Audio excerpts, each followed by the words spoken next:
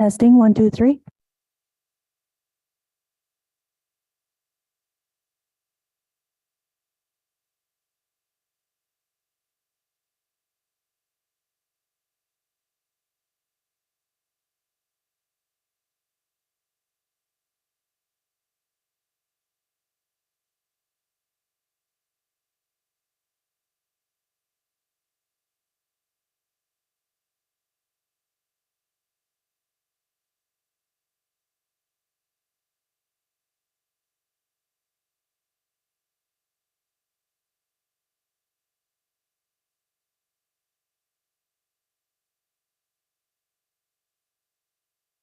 Test 1, 2, 3, 1, 2, 3, 1, 2, 3.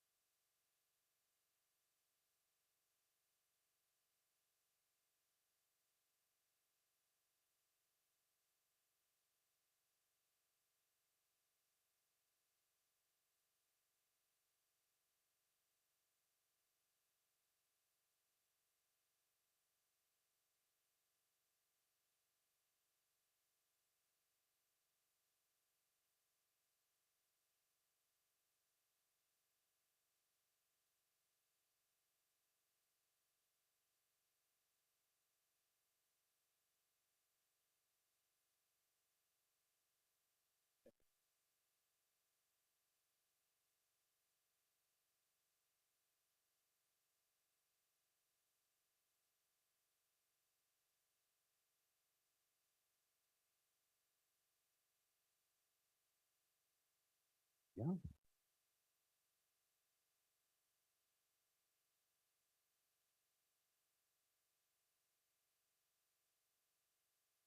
Hey, John, how you doing? Good to see you. Welcome, everybody. Before we start today's committee meeting, this is always a wonderful event. And my name is Tim Tierney. I'm the City Councilor in Beacon Hill, Searville, and Chair of the Transportation Committee. Before we begin, I'm pleased to present the awards to the winners of the 2023 Bruce Timmerman Cycling Awards. Today's presentation is extra special as it's the first time we're doing this presentation in person since the pandemic had begun. Today's presentation will also have some special happenings during Let's Bike Month, a month celebrating and hosting by our partners at the Enviro Center. So thank you for that. It's been a great month celebrating cycling in Ottawa through events, workshops, and promotions. As chair, I have firsthand advancement of active transportation in our city over the years. In 2013, Transportation Master Plan, the tireless work of Zlatko, who recently retired, laid a solid foundation for the city's cycling facilities and programs.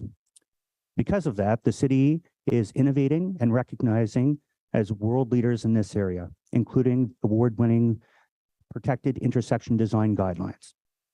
This is important work, especially as we consider the future of our city and the resiliency to climate change, thanks to Zlatko. Our city is positioned to continue to grow and advance our active transportation network and programs. I'm looking forward to the bright future of active transportation in our city and the good hands that we're in with VVG and her team in the Transportation Planning Group, including Deborah Lightman. Thank you, Deborah. Give a wave. There we go. And who's taken over for Zlatko. Deb is dedicated, and I'm confident that we're going to continue to see the great work and leadership that we have within this city. Deborah is an active cyclist and has worked at the transportation planning since 2019. Prior to her new role, Deborah expertly shepherded Transportation Master Plan Part 1, which unanimously was supported by Council in April. Now Deb has the exciting responsibility of implementing active transportation projects lists. Deb, is great to see her here today, and we look forward to the next chapter. Now on to the important stuff, on to the awards. I'd like to share some background on the Bruce Timmerman's Awards. Bruce Timmerman was the champion of cycling in Ottawa and worked hard to promote safe cycling in our city. Bruce founded the group that is now known as Bike Ottawa, was the director of the Ottawa Bike Club, and taught bike maintenance and safety courses within the city. Since his passing in 1998, Bruce Timmerman Cycling Awards have continuously been a legacy and a passion for cycling by recognizing his contributions by individuals and organizations within this city. Members of the public invited to nominate people or groups who best represent the spirit of Bruce's work. I'd also like to thank the members of the Bruce Timmerman family who are with us here today. Michael, Bruce's nephew, is joining us virtually today. Hi, Michael. Now I will get on to the award individual winners. The 2023 individual winner of the Bruce Timmerman's Cycling Award is Angela Gay. Angela is the first non-binary ambassador for the Solomon Multi-Sport Event Series, which is the purpose of encouraging more women and gender non-conforming folks in traditional male-dominated bike races and athletics. Angela donates her time and skills to local groups such as the Log Drivers Waltz, oh, that's cool, bike packing route in Ottawa. They're always work together to improve the maps for our community participants and support the administrative volunteers that help run the race.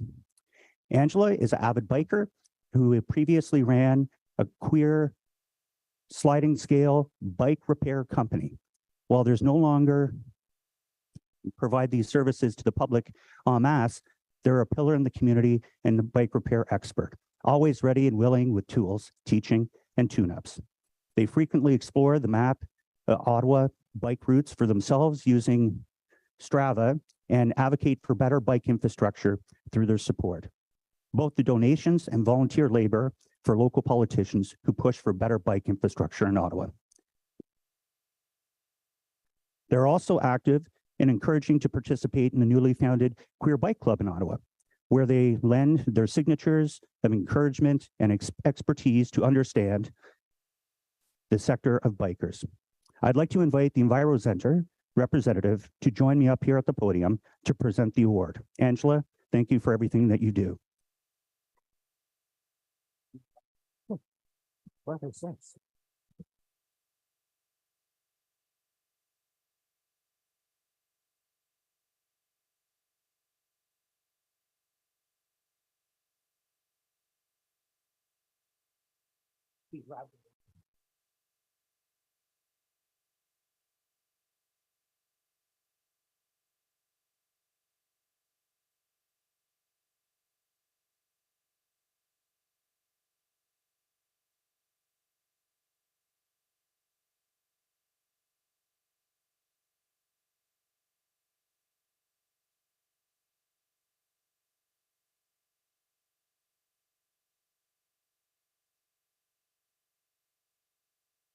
Now I'm pleased to announce the organizational winner for the 2023 Bruce Timmerman Cycling Awards, Recycles, represented by John Gibson, who is joining us.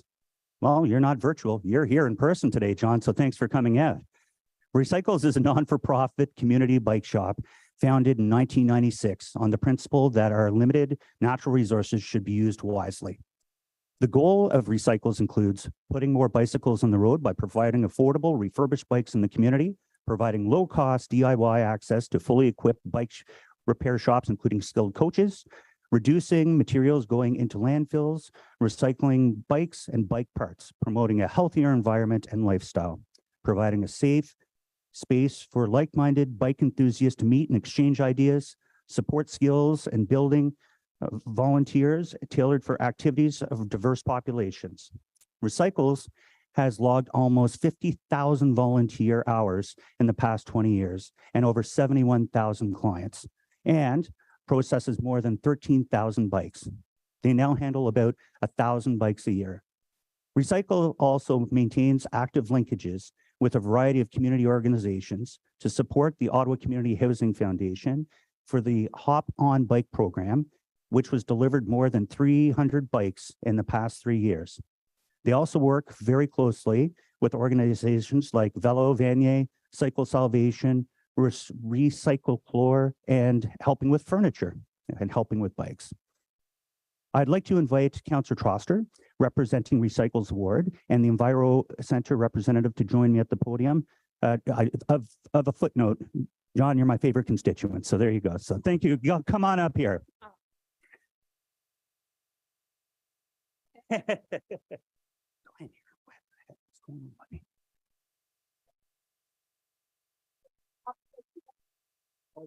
Here, we're going to stand in front of the podium.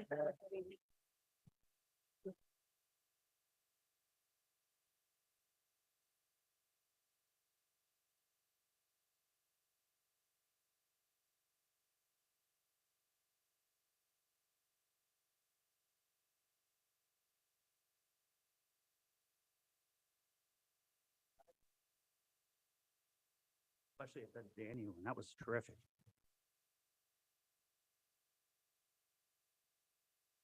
Again, congratulations to all the winners, and thank you to the Enviro Center for their coordination of the Bruce Timmerman Awards. Let's have a great bike month. This concludes this part of the awards.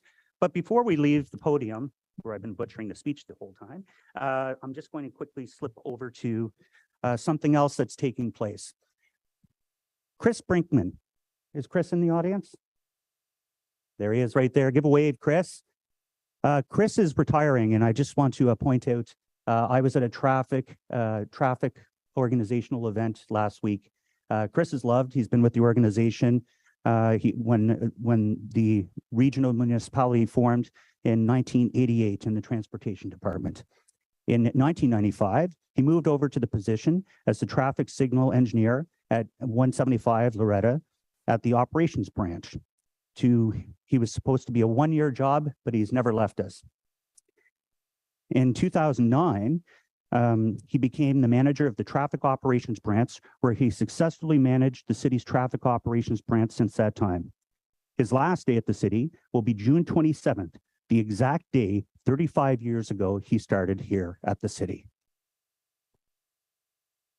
Some of his great accomplishments, he played a significant role in making audible, accessible signals a standard item in the traffic signals to have 100% of the 1,205 signalized intersections in Ottawa connected to our traffic control center, which just allows us to monitor and adjust the signal timings in real time. Always a proponent of completing the maintenance as a top priority under his leadership, deployed service areas, electronic maintenance standards, which in 2014 going from paper to paperless, which increased and streamlined operations, increasing efficiencies. He led the shift to the new paint alternatives in response to Environment Canada's new regulations that were pushed out and helped us paint up those roads. He led the city's deployment of the red light camera starting in 2000. Longtime representative of the City Transportation Association of Canada and was the city's representative of the Chief Engineers panel. At this point, I'd just like to have Chris come up here and let's give him a round of applause and thank him for his service.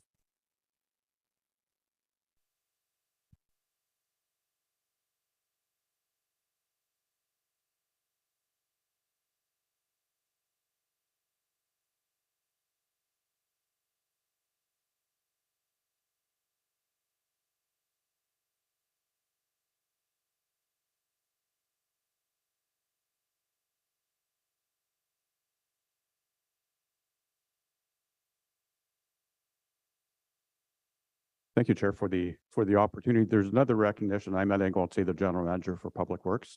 Another recognition I wanted to do today is for Carol Hall. Carol Hall, if you can kind of raise your hand. Carol has been part of our Associate Director program at the city. It's basically a one-year development program that we provide to our leaders. Carol joined us a year ago from Infrastructure and Water Services. With really very limited to no experience in traffic services. But it's impressive, basically, the amount of growth that she's seen in her role with traffic services, assuming the associate director role under the leadership of Philip Landry. So this is actually Carol's last transportation committee meeting that she's going to be attending before she goes back to our home base in infrastructure and water.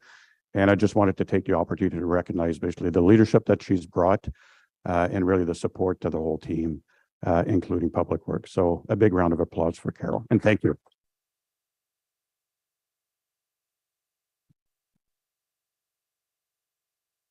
All right, on to the meeting.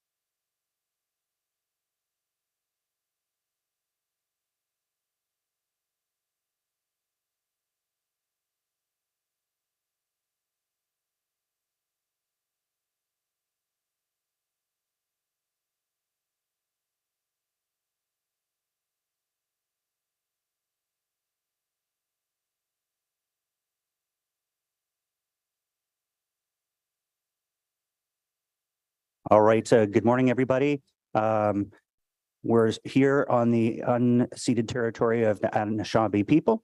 But before we proceed, we're going to do a quick roll call to ensure we have quorum. Madam Coordinator.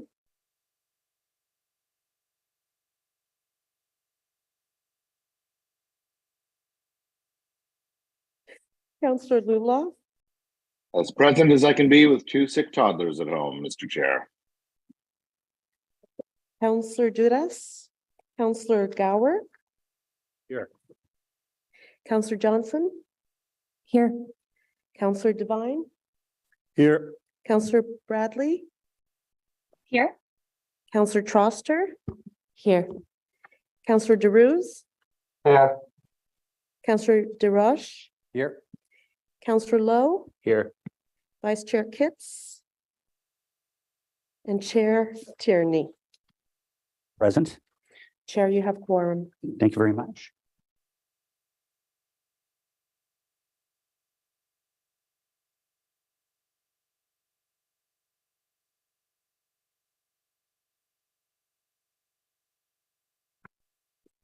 All right, so let's get underway here. We have no declarations of interest.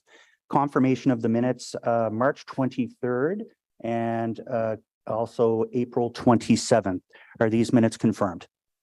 Thank you. Response to inquiries. I see none here. We do have we have one for Councillor DeRose about the Processing Center of Automated Speed Enforcement. 5.2 traffic services, future storm preparations. There's no delegations, there's no correspondence. If this is acceptable to the committee, is this carried? Number 6, we do have a presentation from the Ministry of Transportation, 416 Barnsdale Road interchange. So we're going to go back to that later on. Item number 7, the Coventry Road widening, a Belfast to Saint Laurent Boulevard environmental assessment study, statement of work. There's no staff presentation, one written submission in support. I see the local councillor is here. If there's no need to hold this item, can this item be carried? Thank you. 7.2 amendments to the use and care of roads bylaw. We do have quite the list of people and delegations, 17 coming out today, so we will hold that item. The temporary traffic calming measures program update. We have no presentations, no delegations, and no correspondence received. Is this item carried? Delegated authority for the installation of always stop controls associated with in-service road safety review and installation of always stop controls at 8 Line Road and Parkway Road. Again, there's no delegations, no presentation, and one written submission. And I believe the submission was in support of, correct? So if this item is acceptable, is this item carried? 8.3 parking services 2022 annual report. There is no delegations and no correspondence, but we do have a presentation by staff if people feel it's necessary. Do we have any delegations on that item? No delegations. Okay, just want to make sure last minute. If anyone wanted to have a presentation, speak now or forever hold your peace. That being said, if we're good with that, is this item carried?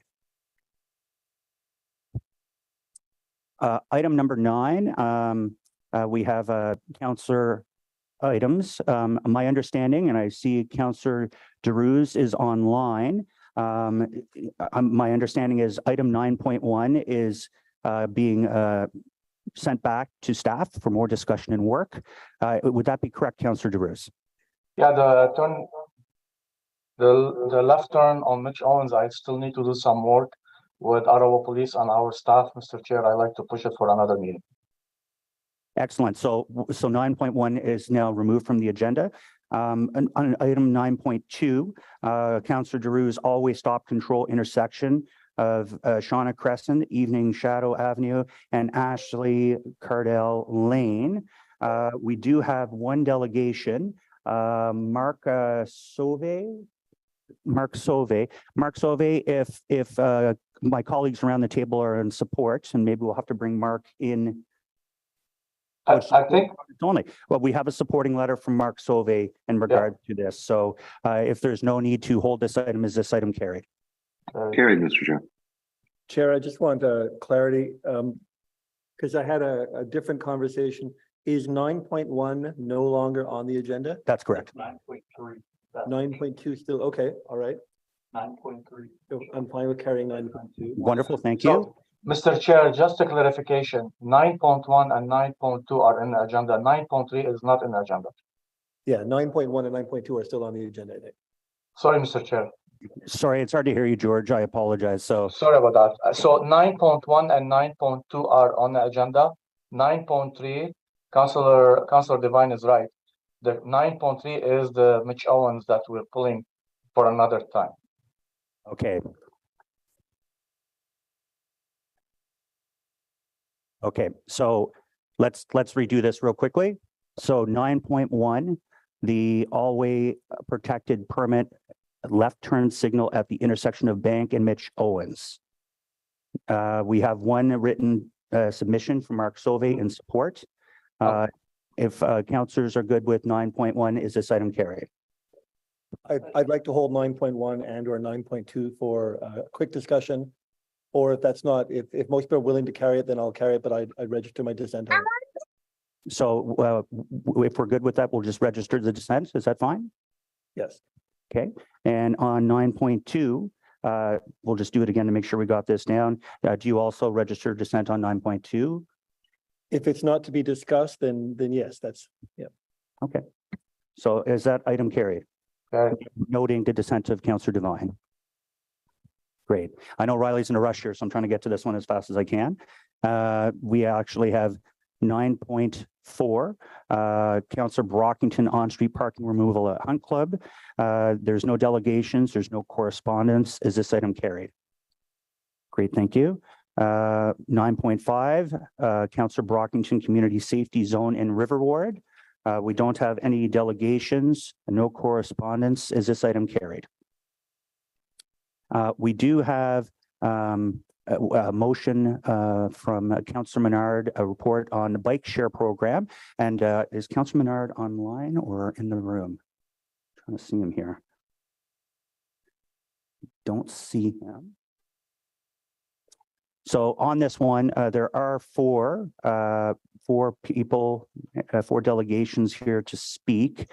So we're going to hold this item and come back to this one because I think it's only appropriate to have Councillor Menard here as well. And I want to thank him because he's worked with staff to modify the wording that is now acceptable. On that, I think we'll go.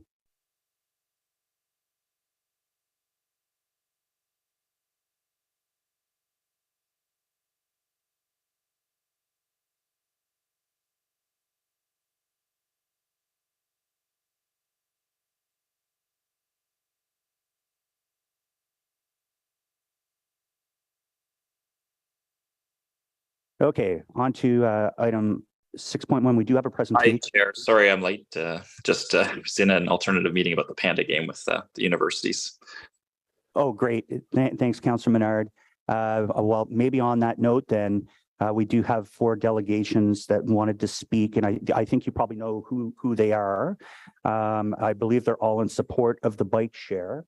Maybe we can ask these individuals if this item carries. And as I mentioned, we had a great conversation. You've worked with staff to get the appropriate wording. Maybe we can check with the delegations if they see the need to speak, if we simply carry the item or not. Is Neil Smarmutsu online? Hey, Neil. Yes, I'm right here. Great. Do you feel a need to speak and hold this item if this report is carried?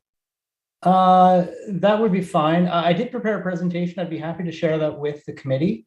It's fairly self-explanatory, and yeah, if that's possible, that would work well for me. Absolutely, we can circulate that for sure. Great. The next delegation is Derek Simpson from the Centertown Community Association. Derek, I'm not sure if you're coming in the room here, but oh, in real life. All right, great. Yeah, let's just do it real briefly here because we have our right of way. We do have a very a large agenda today with 17 delegations. So I want to make sure people can get home by dinner time. So I'm with the Centertown Community Association. Our 2 points would be that it be publicly funded, not cost neutral, and that the process be expedited. For us, 2025 is too slow. Great. Thank you for your delegation. Thank you. Seeing no hands, I'll move to Elise McCann and from Enviro Center. If we're good with this report, are you happy to carry it or do you wish to speak today?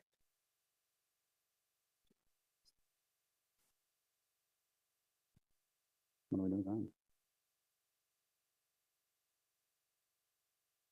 And Mr. Dave Roberts, the VP of Bike Ottawa. Is Dave in the room today or online? Oh, there we go. See some boxes moving. Hi, Dave. If you feel that you're in support of this report that Councilor Menard's brought forward. 100% in support. We spoke 2 years ago in 2021, and we're of the same position that this needs to happen. Wonderful. So if you're good with us carrying this report, are you satisfied that we don't have to hold the item and we'll carry it as a committee? Yes, go ahead. Thank you. Councilor Menard, did you want to say a couple words before we carry this item? Chair, just very briefly, thank you very much to staff for working on this. And of course, a lot of committee members around the table who've also been pushing for this during their election campaigns, but also a lot of us saw the bike share in Toronto and how great that is. This is something that can be in urban, suburban wards, unlike the scooter program.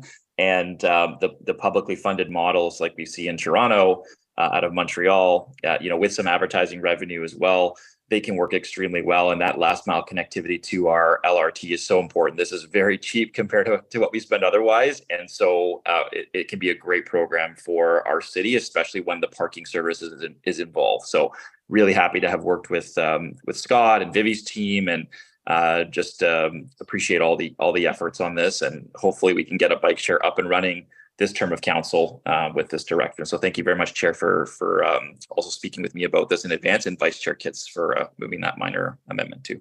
Thank you. Great, thank you. And Vice Chair Kitts is running a little late, so we have Councillor Devine that's going to read the amendments, and then we'll pass that. Councillor Devine.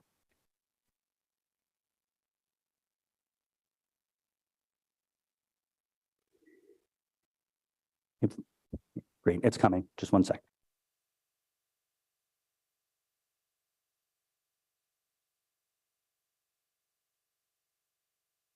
All right. Whereas following publication of the Transportation Committee agenda, Councillor Menard has submitted a revised report for consideration that includes updated language in the report recommendation. Therefore, be it resolved that the report recommendation in report ACS 2023 OCC CCS 0085 be amended to read as follows.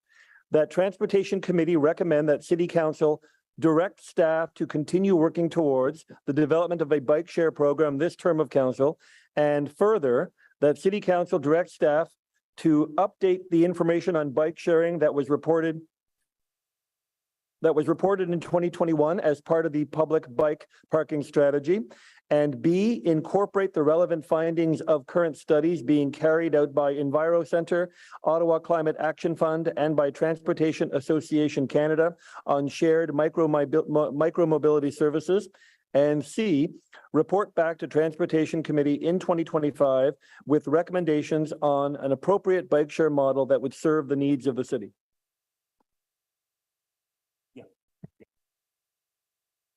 So on the amendment, is that carried?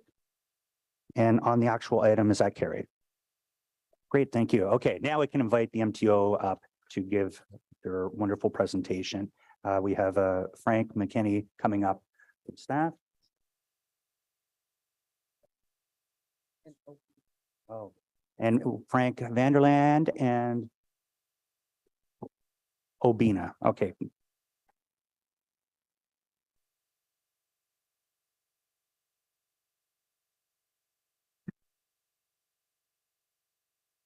Good morning, Chair and committee members. I'm Frank McKinney, the city's program manager, transportation environmental assessments and transportation planning.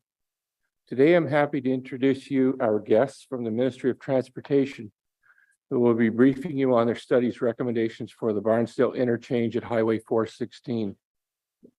Obina Oberfuel is the MTO's project leader. And next to him is Brad Hooton, who is ministry's consultant, project manager for Morrison Hirschfield. This is an exciting project that the ministry is bringing to Ottawa. Although at this time, the project is only at the planning and environmental assessment stage. The Barnsdale interchange would provide much improved access to the ministry's Highway 416. It would augment the investment the ministry has made in the corridor in the mid-1980s. With that, I turn this over to the ministry's project leads. Good morning, everyone. My name is Obino Biefle. I'm a project engineer with the Ministry of Transportation, Ontario.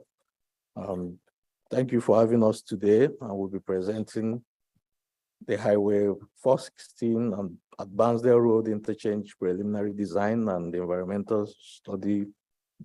And at this juncture, I'll be handing it over to Brad Houghton, who is our is a project manager from Morrison Hedgefield, our consultant on the project.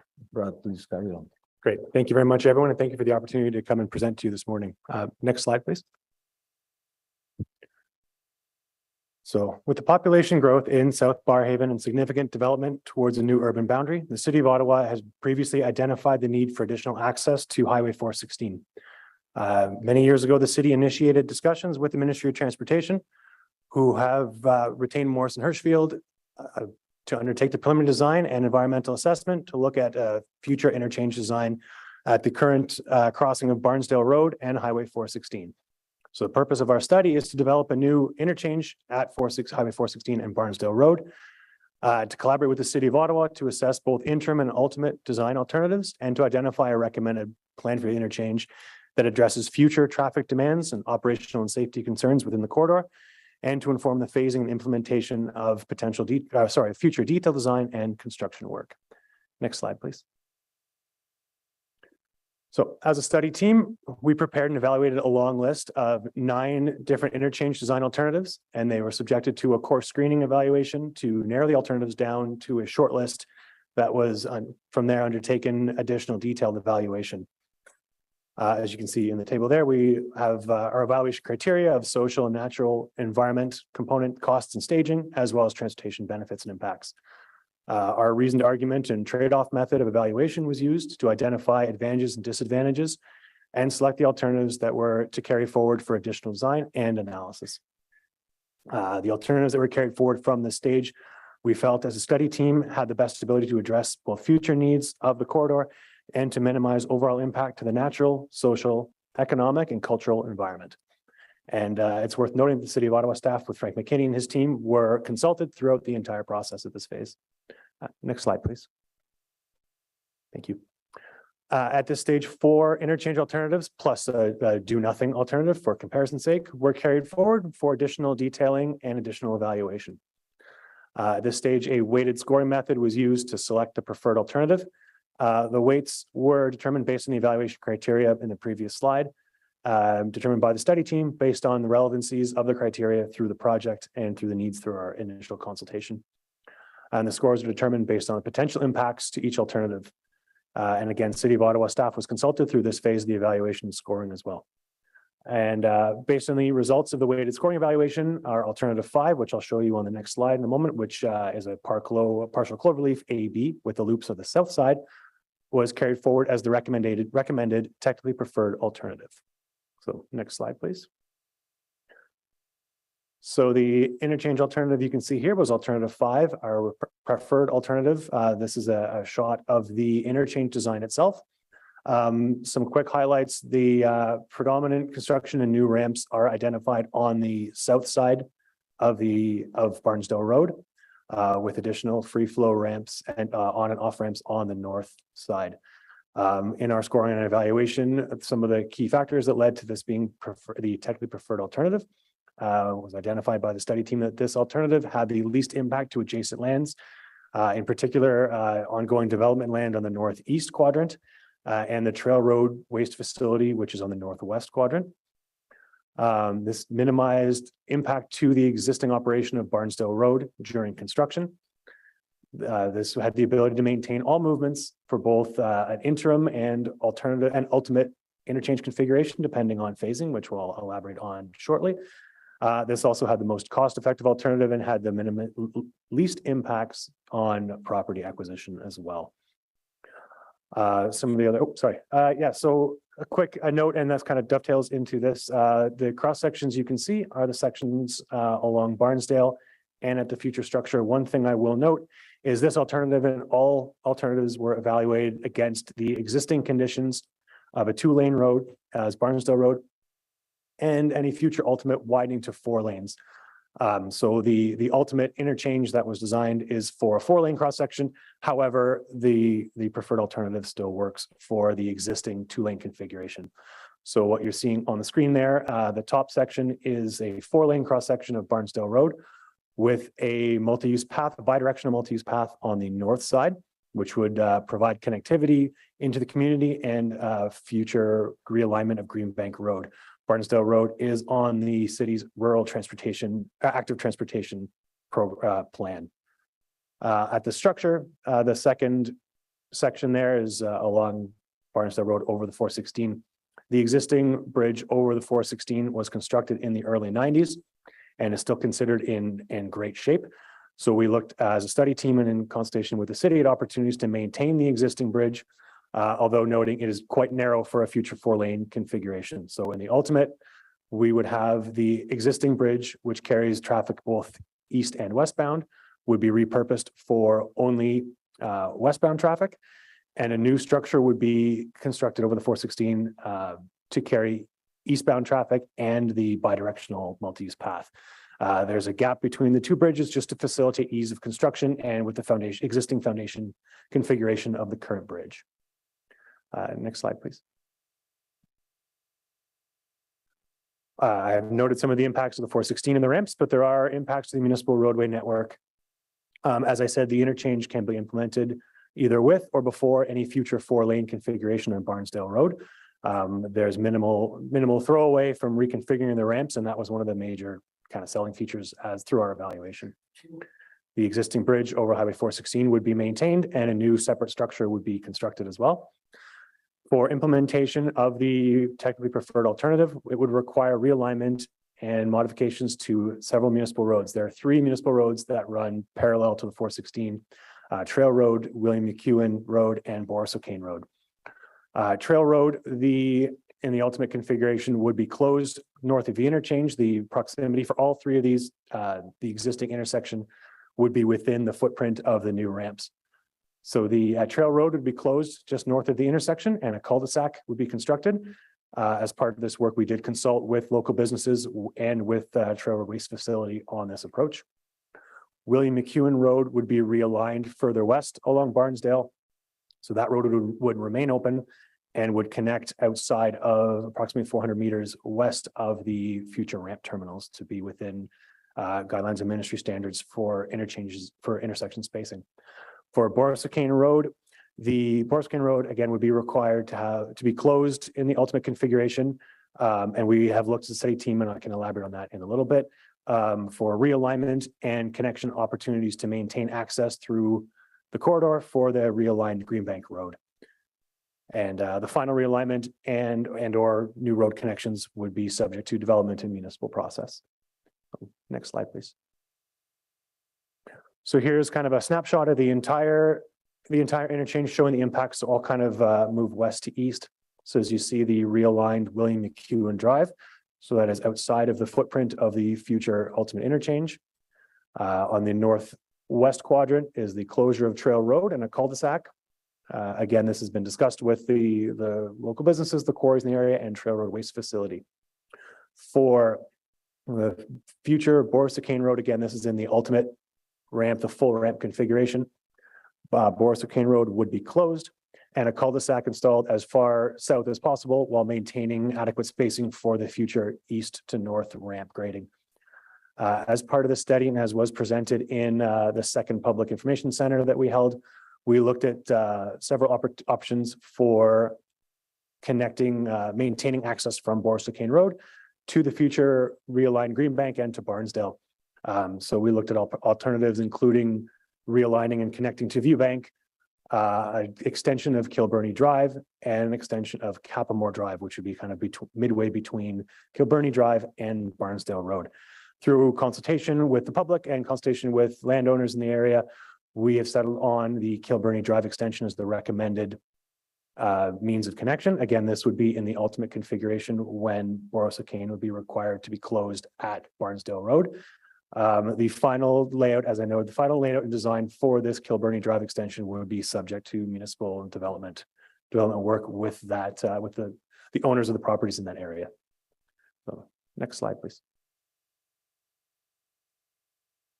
So as I mentioned, the implementation and phasing of the interchange. So our study team assessed opportunities to phase the implementation of this interchange depending on future funding and or future development and growth in the area. So I mentioned already that the 2-lane versus 4-lane configuration is one, the cross section for Barnesdale, but also we looked at opportunities to minimize the footprint and minimize overall costs for an interim solution. So that's what's up on the screen now. So the interim interchange at Barnesdale Road would have all of the work on the south side of Barnesdale Road constructed. So the 4 ramps and the realignment of William McEwen. In this phase, all movements are still maintained, both northbound and southbound off of Barnesdale and to access Barnesdale Road east and west from the 416. And also in this configuration, Trail Road and Boris O'Kane, the intersections line up with the intersection of the ramp and they're able to remain open. So the cul-de-sac for both of them and the Kilburnie Drive extension as shown before would not be required to be implemented as part of the interchange work. Whether the extension of Kilburnie Drive and other work in that quadrant required as part of development work and development in that area would be confirmed through the city. And again, in this configuration, all movements are made and Barnesdale Road maintains open. So next slide, please. So public consultation for this project, it's as noted, this is a preliminary design and class environmental study, and it's a Group B project under the MTO class environmental assessment for provincial transportation facilities. As far as notifications to the public, we produced an initial notice of study commencement, which was sent out to stakeholders and it was published in the newspaper. As well, we have held 2 online public information centers, one in late 2021 and one in 2022. And all information from this project and everything is available on our project website at www.highway416barnesdale.com. Next slide, please. We received, so just a quick summary. Oh, sorry, I'm seeing 2 different slides, but we received 43 comments from the, hold on one second. Okay, 43 comments from the public. And they're kind of mostly received, kind of spread throughout our notice of study, through our and our open houses. If I could kind of distill them into 3 main categories. The first was discussions on the closure of Boris O'Kane Road and maintaining access and impacts to the residents on Viewbank. As I mentioned, one of the alternatives when we looked at how to maintain access from Boris O'Kane Road was a realignment and a connection with a small realignment of Viewbank. We heard from several, if not all, the residents on Viewbank Road who voiced their concerns with the risk of increased traffic. And as a result of that discussions and our evaluation of our alternatives, the alternative to connect directly to Viewbank was not carried forward. We also received several comments related to active transportation through the interchange and in the vicinity of the project. Again, as noted, this Barnesdale Road is on the rural active transportation network, and we will be providing a bidirectional multi-use path on the north side of Barnesdale Road, which would provide for connection to the future Greenbank realignment work that's being undertaken right now by the city.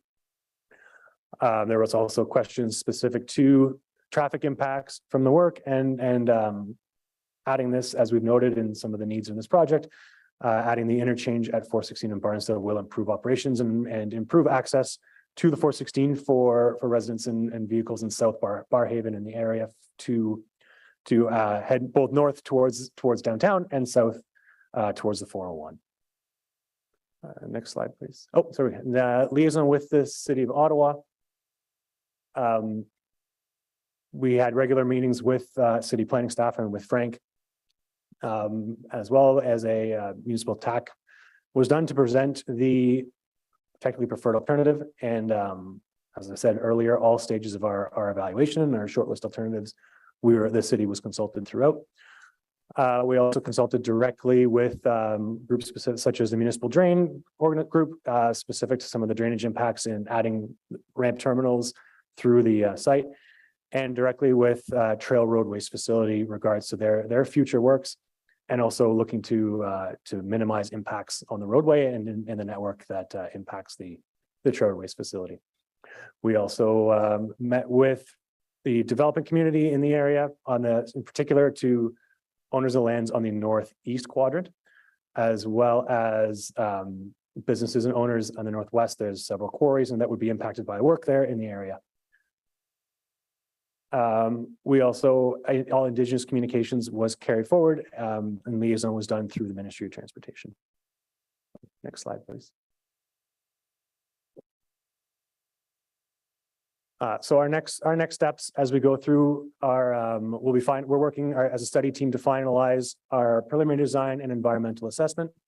After that, our transportation and environmental study with our report, our TESR is being finalized and will be prepared and made available to the public and agency review for a 3-day period at study completion. And our notice of study completion and publication of the TESR would be provided in advance to stakeholders and anyone who is registered through our website. After the tests are cleared upon the 30-day review and the MECP mandated additional 30-day window, the project would be environmentally cleared and would be available to proceed to the next phase of detailed design, which would also include property acquisition. There are project change configuration. Mentioned before is there is currently no funding available by the ministry or a city for this detailed design and for construction. So at the end of our EA and our approved EA would be the termination of this assignment. So I want to take a quick second to thank everyone for the opportunity to come in and speak to you today. And if there's any questions, we'd be more than happy to respond. Thank you. Great. Thank you for coming out today. And I see Councillor Hill reaching for the mic. So Councillor Hill. Thank you very much, Mr. Chair, and just a big thank you to all of the folks that have been involved in this for several years now, both from the ministry and Frank and Vivi, your team, and as well as Rosa working from this office and from others in the past on this. But this is a really important opportunity and an important project for all of Barrhaven. It's needed desperately. You know, when you look at the other comparable subdivisions in the city of Ottawa, Canada has 4 interchanges. Orleans has 4 interchanges. Barrhaven has 1. And right now, south of the Jock River, there's about 30,000 people that live down there, and that's growing really quickly. It's one of the highest growth areas in the city. And also, you know, not just from a residential perspective, but we see there's economic growth opportunities along Borsacane and up into to that retail Citygate center in Barrhaven as well. And I'd also point out from just an emergency services perspective, Firehouse 47 south of the Jock River, if it was to get called to go down and provide service support on Highway 416, they would need to go up north to Fallowfield and then come south, which probably would put stress on the Bell's Corners or other fire services for accident support. So with this interchange, it would shave, you know, probably 10 to 20 minutes off that drive time. So thank you very much. This is a really important project for the city or for the ward of Barrhaven, and I just want to give my appreciation to everybody involved. Thank you. Great. Thank you, Councillor. Councillor Kavanaugh. Thank you, Chair. Thank you very much for the presentation. I realize, pardon me, I realize Barrhaven is growing. In terms of the active transportation, I appreciate that right off the bat you're putting it in the overpass to have cycle and pedestrian lanes. But what about after you get off those lanes and the surrounding infrastructure for cycling? It's not great right now. It's just narrow shoulders. Is there going to be some improvement? Because no doubt people will still want to cycle and walk places, and just want to make sure that that is being taken into consideration for the surrounding area, particularly Barnsdale itself. Thank you. Yes, we do plan on implementing cycling and ped facilities. We're doing that now in the part of the preliminary and detailed design for the realigned Greenbank Road. However, the Barnsdale Road EA is going to 4-lane has not been completed yet because it's a later stage project. But as part of that environmental assessment, we will identify cycling and ped facilities along Barnsdale Road. Okay, that would be very helpful. I think that that has to go hand in hand. We're talking about transportation links. We need to look at all of them, not just for vehicles, though I appreciate that that will be part of it. Okay, thank you. Great. Thank you, Councillor. Councillor Lowe. Thank you, Chair. I just want to echo some of Councillor Hill comments as well. This interchange will provide some relief for my ward because right now all that traffic that goes from Half Moon Bay, from Quinns Point, shoots up Longfield, Strandherd, and Woodruff, and it goes through intersections that are already a little over capacity, we'll say. So I am appreciative of all the work and collaboration that staff have provided with both Councillor Hill and me, and to a degree Councillor Brown as well. So this will help Barrhaven South move a little easier. Thank you. Great. Thank you very much, everyone. Seeing no further questions. Thank you again for the presentation. Is this item received? Received. Thank you, everyone. So we're going to go on to the 7.2, the amendments to the usage and care roads bylaw. Now we do have a couple of things that have to be read in here. Vice Chair Kitts, if you could read the motion, and then Councillor Johnson, you had 3 motions. So we're going to have those read in. Then we'll have the staff presentation, and then we'll go to the many delegations. So I ask people to please get to the point today and ask questions as quick as possible. I'm looking at, as we get our people to come up here, Vice Chair Kitts.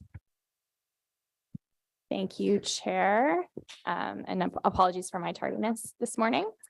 So whereas with respect to report ACS 2023 PRE RHU 0026 titled Amendments to the Use and Care of Roads Bylaw with the Asset Management Implications were provided after the public release of the report. And whereas city staff submitted revised asset management implications to insert into page 29 of the report, therefore be it resolved that with respect to the report, Transportation Committee accept the report as revised with the revised asset management implications section on page 29 of the report with the following wording. The proposed updates to the City of Ottawa Use and Care of Roads bylaw have several asset management implications. The following points highlight the specific implications. Integration of best practices. Staff considered best practices from other municipalities that permit landscaping projects, free library boxes, and pop-up retail displays within the right-of-way. This integration of successful approaches from other jurisdictions promotes knowledge sharing and allows for the adoption of effective strategies in asset management. Collaboration with utility companies. Consultations with utility companies ensure that the proposed amendments do not conflict with existing or future utility projects. This collaboration minimizes potential disruptions to utility infrastructure and promotes coordination between asset management efforts and utility operations. Maintaining service levels. The objective during the integration of new assets was to ensure there was no decrease in service life, level of service, or disruption of service, or maintainability for existing assets. This approach safeguards the performance and functionality of the city's infrastructure, avoiding any adverse effects on service delivery to residents and other stakeholders. Risk assessment for infrastructure. The report considers risks and potential damages to infrastructure within the right-of-way. This assessment helps identify potential vulnerabilities and develop strategies to mitigate risks, ensuring the resilience and longevity of the city's assets. Limitations on city's responsibilities. The report clarifies that the city will not guarantee the success of nor maintain any residential garden within the right-of-way. It also highlights that the city and utility companies will not be responsible for replacing or reinstating a residential garden if damaged by infrastructure installation, maintenance, repair, snow removal operations, or road maintenance activities. This clarifies the limitations on the city's obligations and reduces potential liabilities. Consideration of stormwater management. The report emphasizes that no gardening will be permitted within the front or back slope of a ditch due to its importance in stormwater management and drainage. This ensures that modifications of or encroachments into the ditch area do not compromise its ability to effectively move stormwater, mitigating the risk of flooding and waterlogging in the neighborhood. financial sustainability considerations. The proposed amendments, such as allowing residential gardening, free library boxes, and pop-up retail displays within the right-of-way, should include considerations for financial sustainability. Staff should assess the potential costs associated with implementing and maintaining these activities, ensuring that they are, what just moved on me, they are financially viable and aligned with the city's budgetary constraints. This evaluation will help ensure that the proposed amendments support long-term financial sustainability while providing additional options for residents and businesses within the right-of-way. Overall, these implications demonstrate a proactive approach to asset management, considering compliance, collaboration, service levels, financial considerations, risk assessment, and the protection of critical infrastructure elements such as stormwater management systems. Quick one. Thank you. Yeah, that was a real quickie. Thank you. If we can get the first of Councillor Johnson's motions on the screen.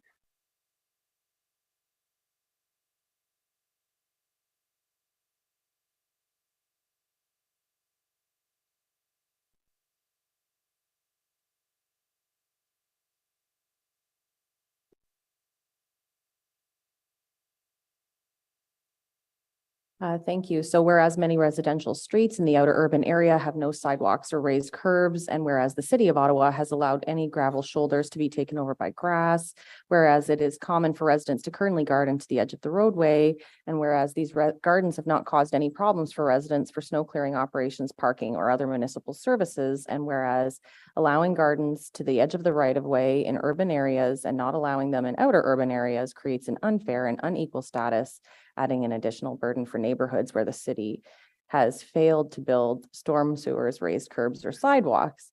Therefore, be it resolved that the report be amended to read residential gardening will be permitted to the edge of the roadway where no curb exists.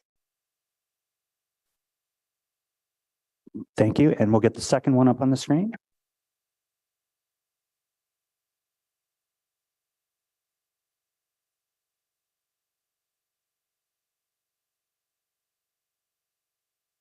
Thank you. Okay, so whereas proposed changes to the city's use and care of roads bylaw will allow for residential gardening opportunities within the right of way, and as part of this, a prohibited plant species list will be required to effectively manage invasive species locally. And whereas staff are proposing that the prohibited plant species list to be included within the proposed amendments to the use of care roads bylaw will incorporate by reference the Invasive Species Act 2015 and Weed Control Act 1990 to provide the requirements prohibiting certain plant species within the right of way. And whereas through the consultation process, residents have requested that there be additional plant species added to the proposed prohibited list, citing the Ontario Auditor General's report on the management of invasive species, where identified deficiencies in the species listed in the Invasive Species and Weed Control Acts. And whereas the city has a recommended species list to avoid planting due to their invasive tendencies, and this list could serve as an additional source of could serve as a source of additional species to prohibit pending a review by staff. Therefore, be it resolved that staff be directed to include as part of the proposed amendments to the use and care of roads bylaw a list of terrestrial plants prohibited from planting in right-of-ways compiled from the Invasive Species Act 2015, the Weed Control Act 1990, and the Auditor General's November 2022 report concerning the management of invasive species, in addition to the other proposed restrictions in the bylaw. And be it further resolved that staff be directed to update the list from time to time as required. And be it further resolved that staff be directed to share this list with local nurseries and retail locations. Thank you. And last but not least.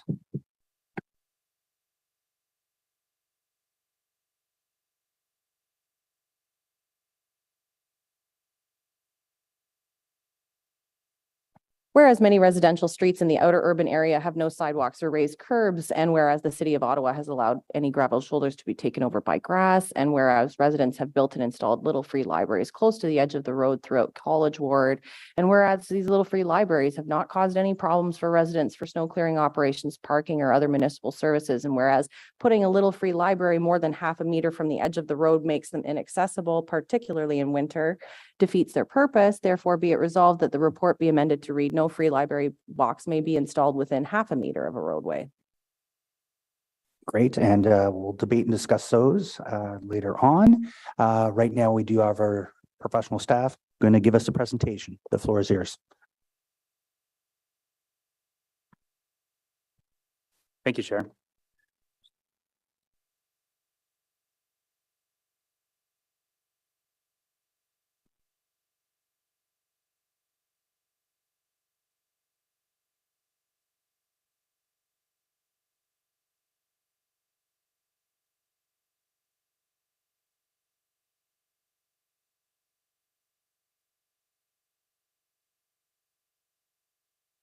Good morning, Chair and members of the committee.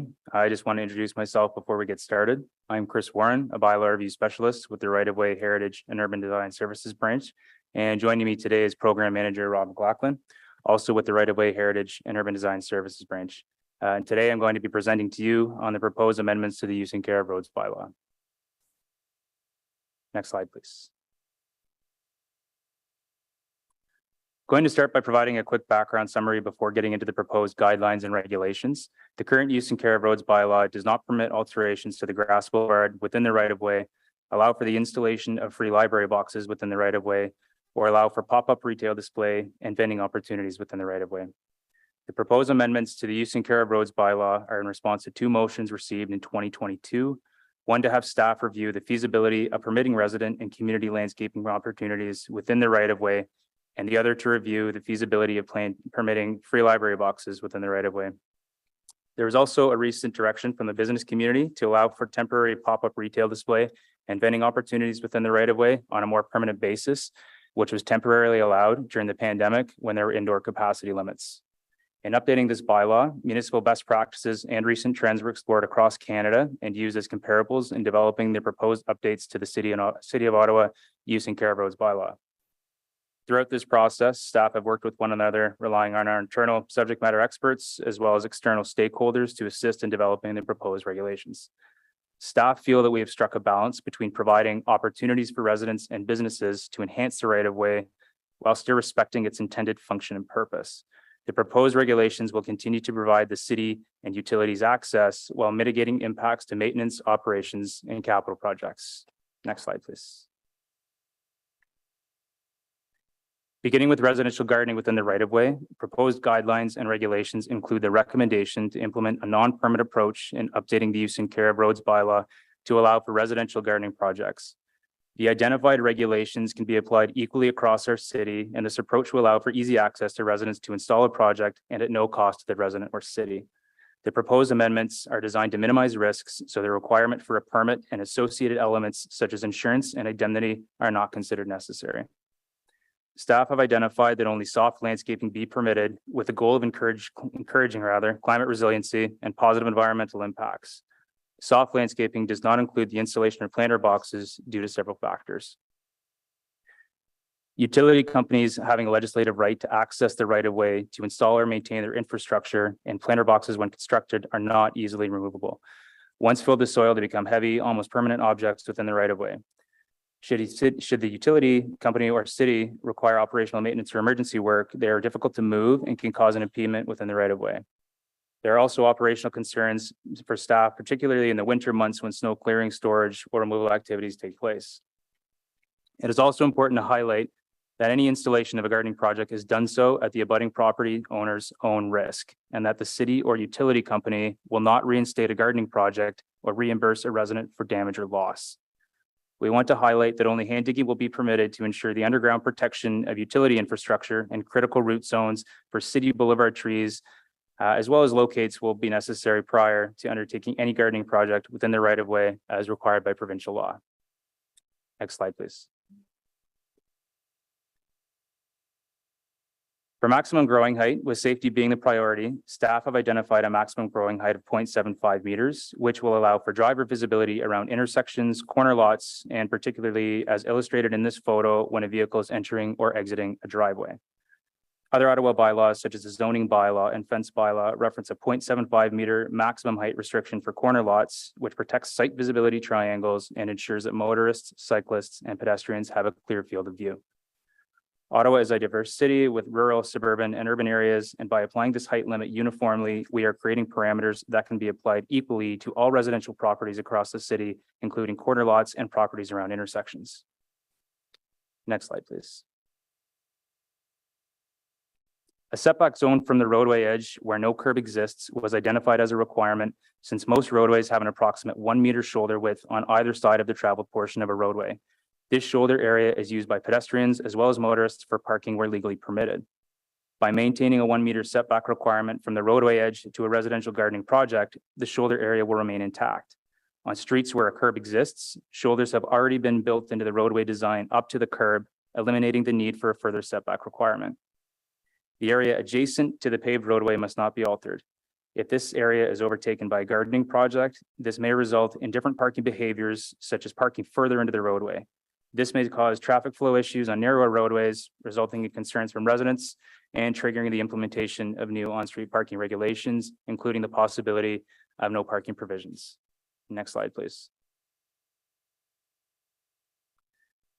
It has also been identified that no alterations be permitted within the proposed residential gardening setback zones. This is due to utility companies and city staff requiring visibility and access to maintain infrastructure or use in an emergency situation in case of a fire hydrant. This will help to eliminate tripping or safety hazards and soft ground for those working within these areas. It will also provide a space in which to work where a gardening project may otherwise be damaged by servicing or maintenance. Eliminating digging within the identified setback zones will also help to reduce potential damages to infrastructure and boulevard trees, again, where critical root zones are at risk. Next slide, please.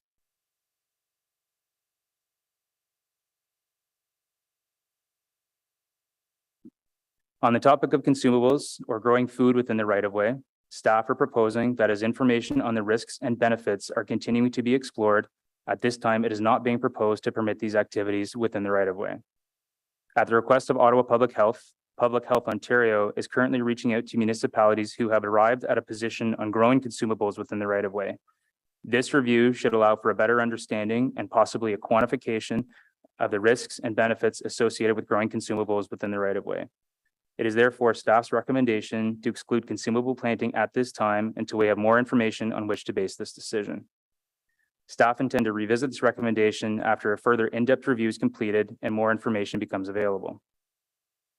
In addressing invasive species, staff are proposing to manage invasive species by referring to the provincial regulations in the Ontario Invasive Species Act and Weed Control Act. The rationale being that there is no clear consensus on which species should be regulated beyond the ones already officially recognized as invasive or noxious by the province. The proposed limitation on plant height will naturally exclude many invasive species without needing to identify or name them specifically. Listing species specifically within the bylaw would be administratively challenging, as any updates would then require an amendment. Referring to the provincial acts as amended avoids frequent amendments within our own bylaw.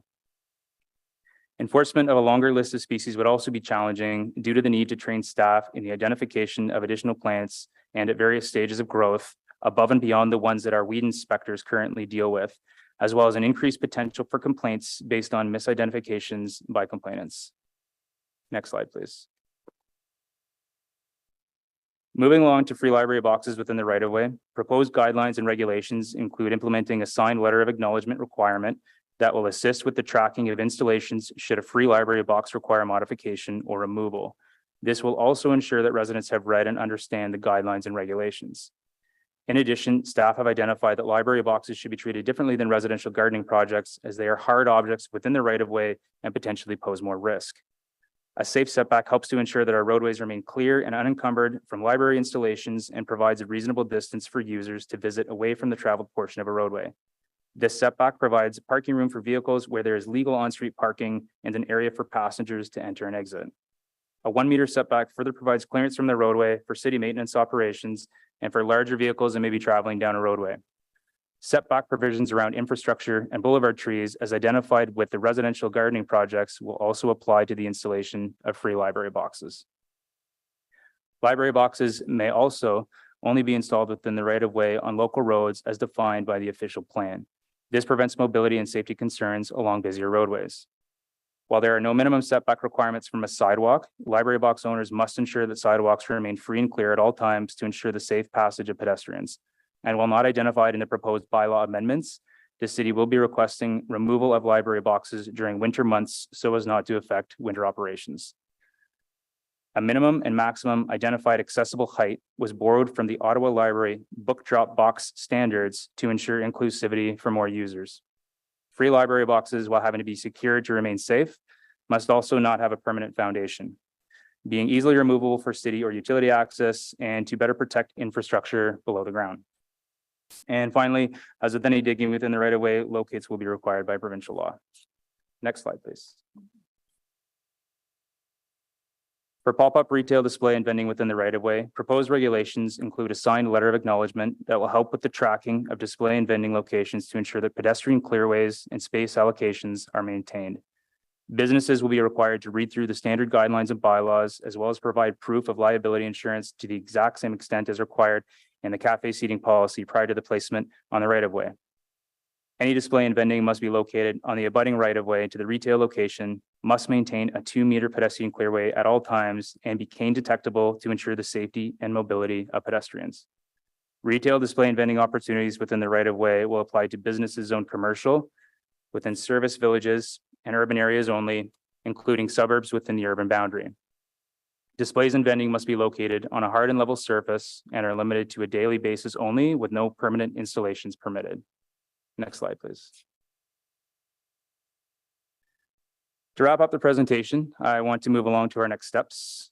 Website content on ottawa.ca will be updated to reflect the proposed changes and will include education, guidelines, as well as regulations for residents and businesses. This will include native species recommendations, free library box design guidelines, and template letters of acknowledgement. There will be a staff education component, which will include updating and training enforcement staff, 311 operators, and operational and maintenance staff. In addition, staff will continue to review the consumables prohibition pending the ongoing work by Public Health Ontario. Thank you for your time. We're here to answer any questions that committee members may have. Great presentation. At this point, we'll go to delegations, and then afterwards we'll have questions to staff. So our first is William Van Geest.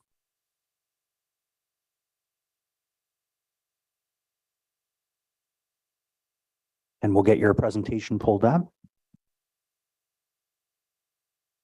Oh, come on. Yeah, it's always on the screen. That's right. You're real.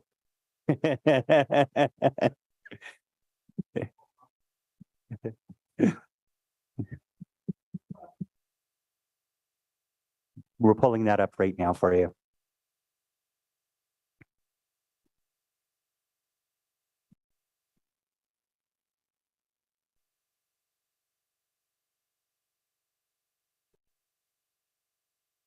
Okay, I'm all set to go.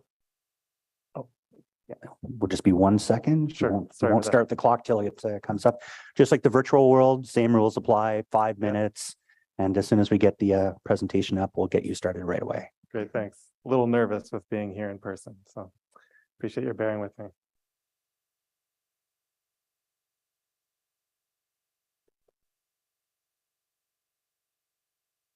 There we go. You have 5 minutes. The floor is yours. Great. Thank you, Chair, and thank you, committee. I'm addressing you on behalf of Ecology Ottawa. Before I begin, I want to mention the recommendations submitted by the People's Official Plan Coalition, of which Ecology Ottawa was a lead facilitator. You would have received these a few days ago. Our recommendations are extensive and the product of significant work. I hope you've had the opportunity to review them. We at Ecology Ottawa are pleased to see the city revisiting legislation that comes to bear on right-of-ways. We believe that right-of-ways offer an excellent opportunity for community stewardship of city land. We also know that there is considerable public support for initiatives that increase such opportunities. Over 1,000 people signed our rewilding petition, one line of which called for the city to, I'm quoting here from our petition, amend bylaws to encourage residents to transform front yards and boulevards into naturalized gardens. Since the update went live on the Engage Ottawa website, we've received a substantial number of detailed emails on the topic. Clearly, Ottawans are interested in opportunities to steward the right-of-way. Since I'm up first today, let me set the stage a bit. Currently, Ottawans are required to have and maintain turf grass. Currently, Ottawans are required to have and maintain turf grass in any of the city land in front of their home. To be clear, turf grass, which, let's recall, has its origins in settler colonialism, is of negligible ecological value, and certainly some maintenance practices associated with it, such as the application of pesticides, the operation of leaf blowers, overwatering, are negative ecologically. Yet turf grass is what the city currently requires. If Ottawa residents were able to plant the right-of-way, however, their plantings could provide food and habitat for their fellow ecosystem dwellers. They could add shade and cool temperatures, they could soak up excess water, they could soak up carbon and filter the air, and so on. All of these would help meet commitments that the city has already made, like mitigating climate change or dealing with its effects, or promoting biodiversity and improving food security. Yet, all of this is currently prohibited. Fortunately, this hasn't prevented some of the bolder among us from planting. I want to dwell for a moment on Centertown, my neighborhood, to illustrate the importance of the legislation before us. As you know, Centertown, which of course is Councillor Troster's ward, is the densest part of the city. Land is at a premium. Yet, people here are eager to plant. Wait lists for community gardens are years long. So people use the space that they have, and some of the results are truly impressive. I've assembled some photos from my neighborhood, which you'll see a few of on the slide deck. You'll see raised beds, pollinator plants, shrubs, small trees, and vegetables. Yet these plantings are all vulnerable. A single complaint from one disgruntled neighbor could mean they must dismantle their work. So there should be one more slide of very lovely plantings in the right of way. There we go. And then the next slide is what I'll refer to next. I've here provided some screenshots from Geo Ottawa to show the right of way. I don't know if you're able to advance. There we go. The first of these is Lisgar. You'll see that the right of way extends all the way up to the residences in question.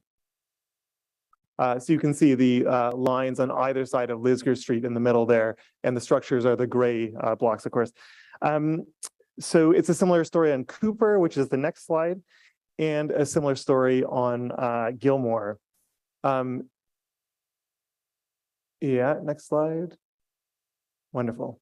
Oh, sorry, that's McLaren. I think there's one more of Gilmore, but you get the point. It's fair to say, in other words, that all of the plantings I showed earlier are vulnerable because they are in the right of way.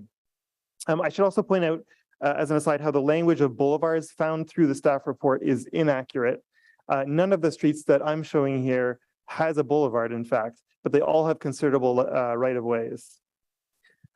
Let me point out again how these plantings I've shown are achieving the city's commitments. Residents are literally doing the city's job for it. The least the city could do is legalize it. In my remaining time, I want to address a couple other issues. First of all, height restrictions, which we believe are misguided.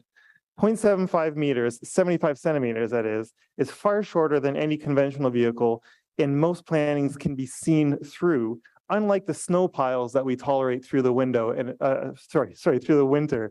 And I've got a slide showing very large snow piles in Centertown. We tolerate this, but somehow 0.75 meters is the maximum. The 1 meter setback of plantings from the roadway where there's no curb is also misguided. What bylaw is concerned about is spillover, not planting in that setback. So why not prohibit the spillover rather than the planting? Issues of potential liability, the city should simply state that planting is at one's own risk and that the relationship is one of stewardship, which of course is our relation to the land under all circumstances. That said, the city should take the opportunity to educate residents on safety issues, whether soil contamination, invasive species, or anything else. The report states that staff needs more time to consider consumables, that is, edible things, while at the same time, the original motion asked for a comprehensive review. Food security is too pressing a problem to leave out of this bylaw update. Finally, the city should permit planter boxes. This mitigates the soil contamination concerns and can help with soil retention and water absorption. There already exists municipal legislation that considers planter boxes as soft landscaping, as I believe a later delegate will describe. There's more I could speak to, but I'll leave it there in the interest of time. Thank you. Great. Thank you for that. Thank you for your delegation today. Looking around, I don't see any questions, so thank you for coming out. I appreciate it. Thank you. And next up, we have Yasmin Hadid.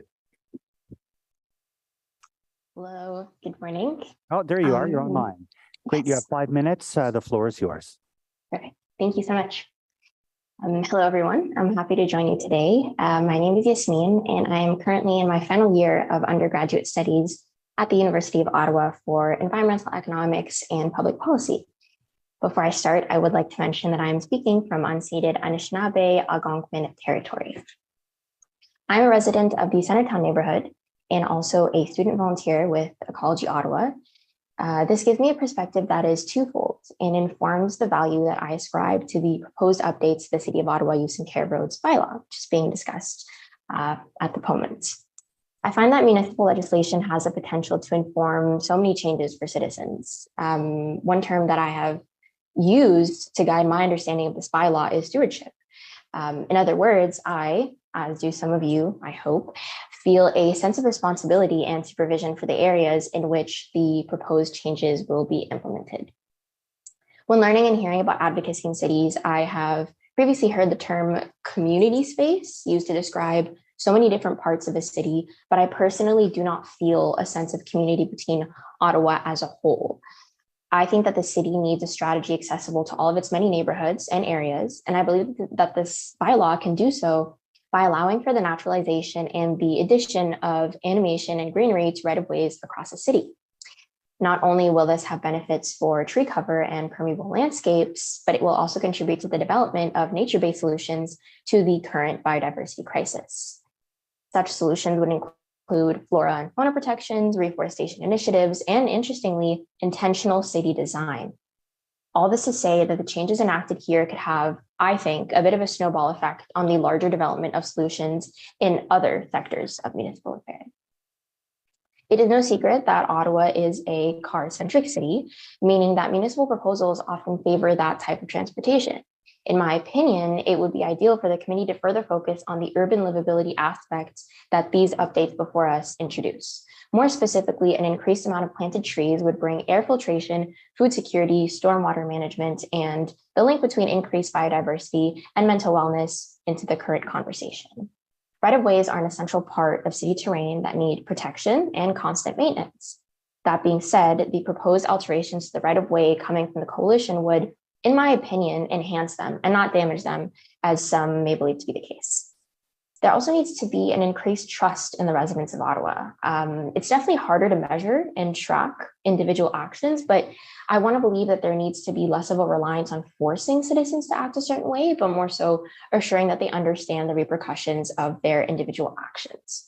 I can definitely understand pushback from residents regarding how this bylaw could modify the look of right-of-ways and opposing opinions on the potential impact this may have on private property or even parking. But such arguments should not overlook the support that this bylaw is generating. More specifically, I have been made aware that there are some concerns about the enforcement and regulation of the planting allowed under the bylaw. And to that, I say that proper communication and media messaging could further educate and generate interest in gardening projects within the right-of-way space. I don't think there should be a prohibition on activities, but rather an opening of permissions. I do appreciate the transparency and consultation initiatives that have been a part of the formulation of this current proposal. I think that the idea of a permissive bylaw is an interesting one.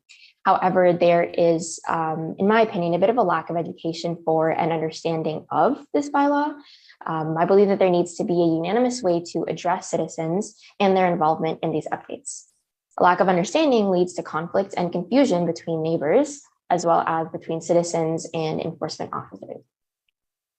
Before involving myself with Ecology Ottawa, I must admit that I was not aware of this bylaw, despite observing the many municipal changes that Ottawa had gone through since I moved to the city about 4 years ago. Transparency in municipal legislative affairs should be non-negotiable. In the same way that this bylaw targets the whole city, it must also be made available for all to understand and discuss. Finally, I will leave you on this. Summers in Ottawa are criminally short, meaning that any way that we can transform the greenery should be welcomed. So thank you so much. I look forward to observing the evolution of this current discussion. That's a great delegation today. Thank you for coming out. I don't see any hands, so thank you for participating today. On to our next delegation. It's Angela Keller-Herzog. No. In person. Great. And I believe we're getting that presentation fired up right now. Excellent. Thank you so much. So dear members of the Transportation Committee, we're here on unceded Algonquin territory. I'm just waiting for my presentation, but someone did observe that turf is a little bit of a colonial ground cover. So I think it's very good and maybe an act of reconciliation that we're opening this up. So it's not just turf by default. My name is Angela Keller-Herzog, and I'm the Executive Director of Cafes, which is a local environmental leaders network founded in 2010. Our members include representatives from urban, suburban, and rural communities. And recently, our network has included over 150, both organizational representatives and individuals. Next slide, please. So that the slide here provides an overview of my presentation. We'll go right into it. Next slide, please. Cafes is a member of the People's Official Plan Coalition, which is a grouping of over 20 civil society organizations. And we've had quite a bit of discussion about this proposed bylaw amendment and have come up with a joint community position, which indeed is something that Councillor King, the original proponent in our discussion, suggested would be extremely helpful. So we welcome and support the amendment of the bylaw. But in terms of the regulations proposed, we feel that rather than moving to a more permissive regime, in some cases, we've gone to a very prohibitive regime. And we think that some lines in the sand have been drawn that we would like to draw somewhere else. So we have sent all of you our community position, and you will see that we would urge you to permit the growing of food. We would urge you to permit planting of trees, which is prohibited, except not directly stated. And thirdly, to permit structures holding soil. And those of you who heard me going on about the relationship between trees and stormwater management, I'll be going there again. I was very happy to see the amendment from Councillor Johnson because in terms of invasive plants, we agree that there should be more plants named. And we would also be very open to actually strengthening the prohibition on impermeable hardscaping in terms of illegal parking spots, which we also see a lot of. Next slide, please. So other members of the POP coalition will be speaking to food and legal issues. So I will focus on trees, climate, and stormwater. So the city already has the Trees and Trust program, which demonstrates that this is a proper use of the right-of-way space. The city encourages residents to take care of these trees and water them. So we really don't understand why it shouldn't be permitted for residents to plant these trees, because obviously it's a win-win. It would save the city money and residents would take even better care if they planted the tree itself. All of this obviously subject to guidelines. Next slide, please. So how does this come out? The regulation prohibiting trees actually comes through the height restriction, which again, we think is misplaced. We agree there should be height restrictions in terms of the visibility triangles, but just to put a blanket height restrictions on everything front yard, everything side yard, it makes no sense. In terms of the other rationales, I'm sure the print on the slide is too small, but there's nothing very convincing, because if the city is already planting trees on the right of way, then obviously it's a good thing to be doing, and we all agree. Next slide, please. As per the official plan, that we want to be enhancing and increasing the urban canopy. The city also, with your explicit consent, has recently agreed to the Montreal Pledge on Biodiversity. So a lot of the prohibitions in this proposed bylaw amendment directly go against the biodiversity and habitat provisions under that pledge, which the city of Ottawa has just made. So we would really like to put those words together. Next slide, please. In terms of stormwater management, other countries and municipalities understand there's a strong relationship between stormwater management, urban forests, and the right-of-way. Next slide, please. I'm running out of time here. So our recommendations are really that there's an integration, a collision of issues that need to be managed together in terms of the public realm use, urban canopy issues, stormwater management, climate and resiliency issues, and that we can do this in a positive, citizen engaged way. Regulations to encourage raised beds, which are good for both safety of soil as well as stormwater retention, to encourage residents to plant trees front and in the right of way, front and backyards, and grow a healthy urban canopy. We would ask that the city work with residents to make this happen rather than throw up these prohibitions, which are really counter so many of our other shared purposes. Thank you. Great. Thank you for your delegation as usual. Seeing no questions, thank you for coming out today. Our next delegate is Kaywin Kolasa. I hope I'm not butchering the name. Raywin Khosla. Thank you. Thank you for that. You have 5 minutes. The floor is yours. We did have a slide presentation. Yep, forgive me. We'll just reset the timer and we can start. There we go. It's right up on the screen now. Thank you. Thank you very much. My name's Raywin Khosla. I'm speaking on behalf of For Our Kids Ottawa Gatineau. I'm a resident of New Edinburgh and Councillor King's Ward.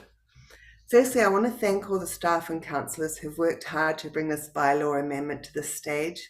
We're grateful for all the consultation and listening that the city has demonstrated. Next slide, please.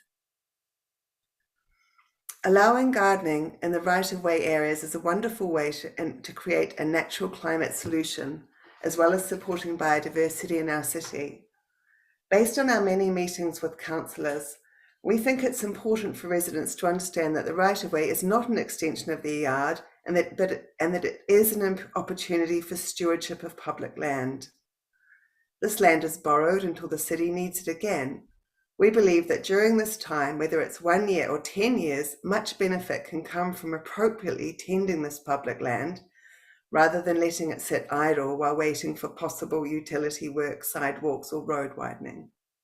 We're pleased with many of the new proposals, but do have a few points that we'd like to bring to the attention of the committee, especially if one looks at the right-of-way as an opportunity for stewardship. Next slide, please. First, we'd like to address the height restriction for plants. The current recommendation only allows plants up to 75 centimetre height along all of the right-of-way. The rationale for this is sight lines for the safe movement of vehicles and is similar to the City of Ottawa zoning and fence laws. Plants, however, by their very nature, are visually permeable, especially at the high end. They do not form a solid visual barrier, such as a fence or a snowbank, and many native plants reach a metre in height. The taller the plant, the better it is at managing rainwater and sequestering carbon in its roots. We ask that this height restriction be increased to 1 metre, which matches the height limit in the fences bylaw, and similar to that bylaw, restricts heights only where there is a visibility triangle near the road or driveway. Away from these visibility triangles, the height limit should be higher. We suggest 1.5 metres. Other Canadian municipalities such as Halifax, Oakville, Regina, Saskatoon, St. Catharines, Vancouver, Victoria, and Mississauga all have a height limit of 1 metre in the right-of-way. Next slide, please. Secondly, we'd like stronger guidelines on the restriction of planting of invasive species.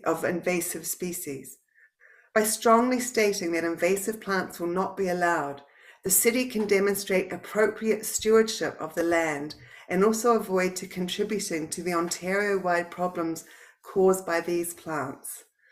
These species cause havoc in our natural environments and sadly are sold in garden centres and are in wide use in the community. People think that their invasive plants are safely contained in their garden, but our forests and parks are overrun with periwinkle, goutweed, and others, replacing the native plants which support biodiversity, and these images are all local from Ottawa. Planting in the right-of-way is a perfect way to spread seeds due to foot traffic, wind and birds. The Auditor General, in their report on the management of invasive species in Ontario, paints a dire picture of a sadly ineffective regulatory process which allows planting that create risk to our native species, human health and well-being, as well as the cost to Ontario's economy of approximately $3.6 billion each year. We'd like the list of invasive species on the city's website to be formalized in guidelines regarding prohibited planting in the right-of-way. Next slide, please. Thirdly, we'd like the city to give native ground cover, the legacy of colonization, the same priority, we'd like the city to give native ground cover the same priority as turf grass. Turf grass provides no ecological benefits and needs to be mown, and is also a legacy of colonialism.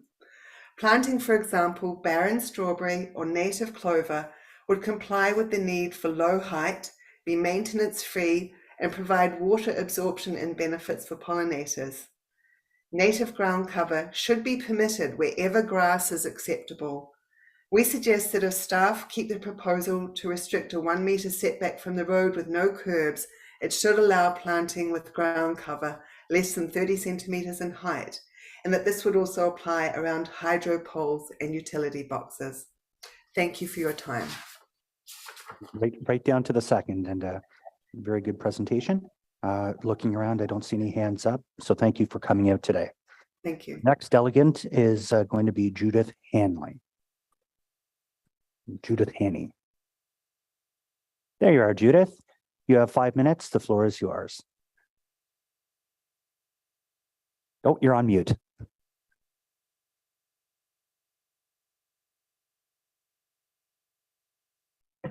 There, so sorry. No Okay. worries.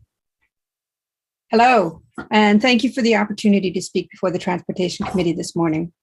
My statement today is in response to the amendments that impact residential gardening and the Little Free Libraries. I don't have an opinion on the updates pertaining to the pop-up retail display and vending at this time. My opinions are not too distinct from the delegations you've heard this morning. I could just let them speak for me, yet I feel it important to add my voice to the chorus. Ultimately, I'm asking the city to be more flexible with the proposed amendments and to make sure it prioritizes community, biodiversity, and food security.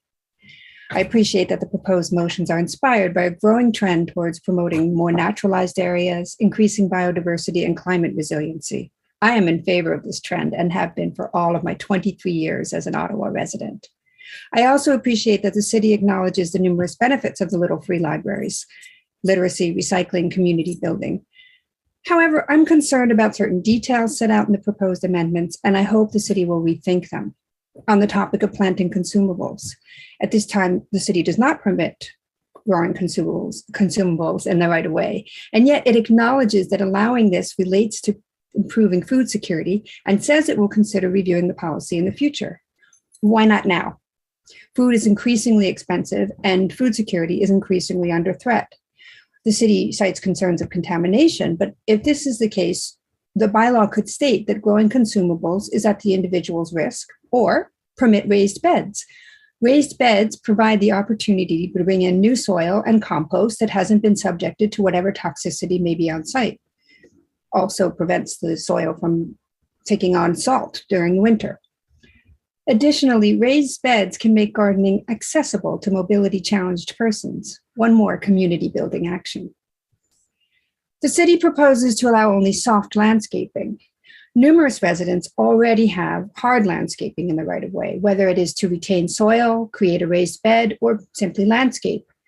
I can see that the city's stated concern is with snow removal operations, so why not allow for the hardscaping within a reasonable distance from the curb or snow removal routes? Next, the city also proposes that no plants will be permitted to exceed a maximum height of 3/4 of a meter. I ask you to rethink these height restrictions. I'm going to be repeating what other people have said basically, but as the Kids Ottawa Gatineau organization said, the city could instead limit the height restrictions in the visibility triangles for corners and driveways, and then increase them for other areas of the right-of-way. Regarding the proposed minimum distance from existing elements within the right-of-way, I'm a bit baffled. When considering my small plot of land in center town and reviewing the minimum distance requirements and other proposed amendments, I don't know what to do. Will I only be able to plant on a postage-sized stamp portion of my yard? I have a city tree in front of my house. No planting within a immediate radius from that trunk leaves me with extremely little room to plant in my yard, which would be boring. I ask myself if these amendments are more suitable for the suburban and rural areas in our city. What to do about Centertown? Okay, finally, little free libraries. I have 1 minute left. If we don't make the little free libraries more easily accessible to neighbors and passersby, how effective will that be? Could you please rethink the restrictions on their placement? If a phone box can be on a corner lot and very close to the roadway, why not a little free library? Again, I'm asking the city to be more flexible with the proposed amendments and to make sure it prioritizes community, biodiversity, and food security. Thank you for your time. Great. Thank you for your delegation today. Seeing no hands up, thank you for coming out today. And I'll move on to Kathy Vandergrift. And I believe there's a presentation that will get loaded up before we commence.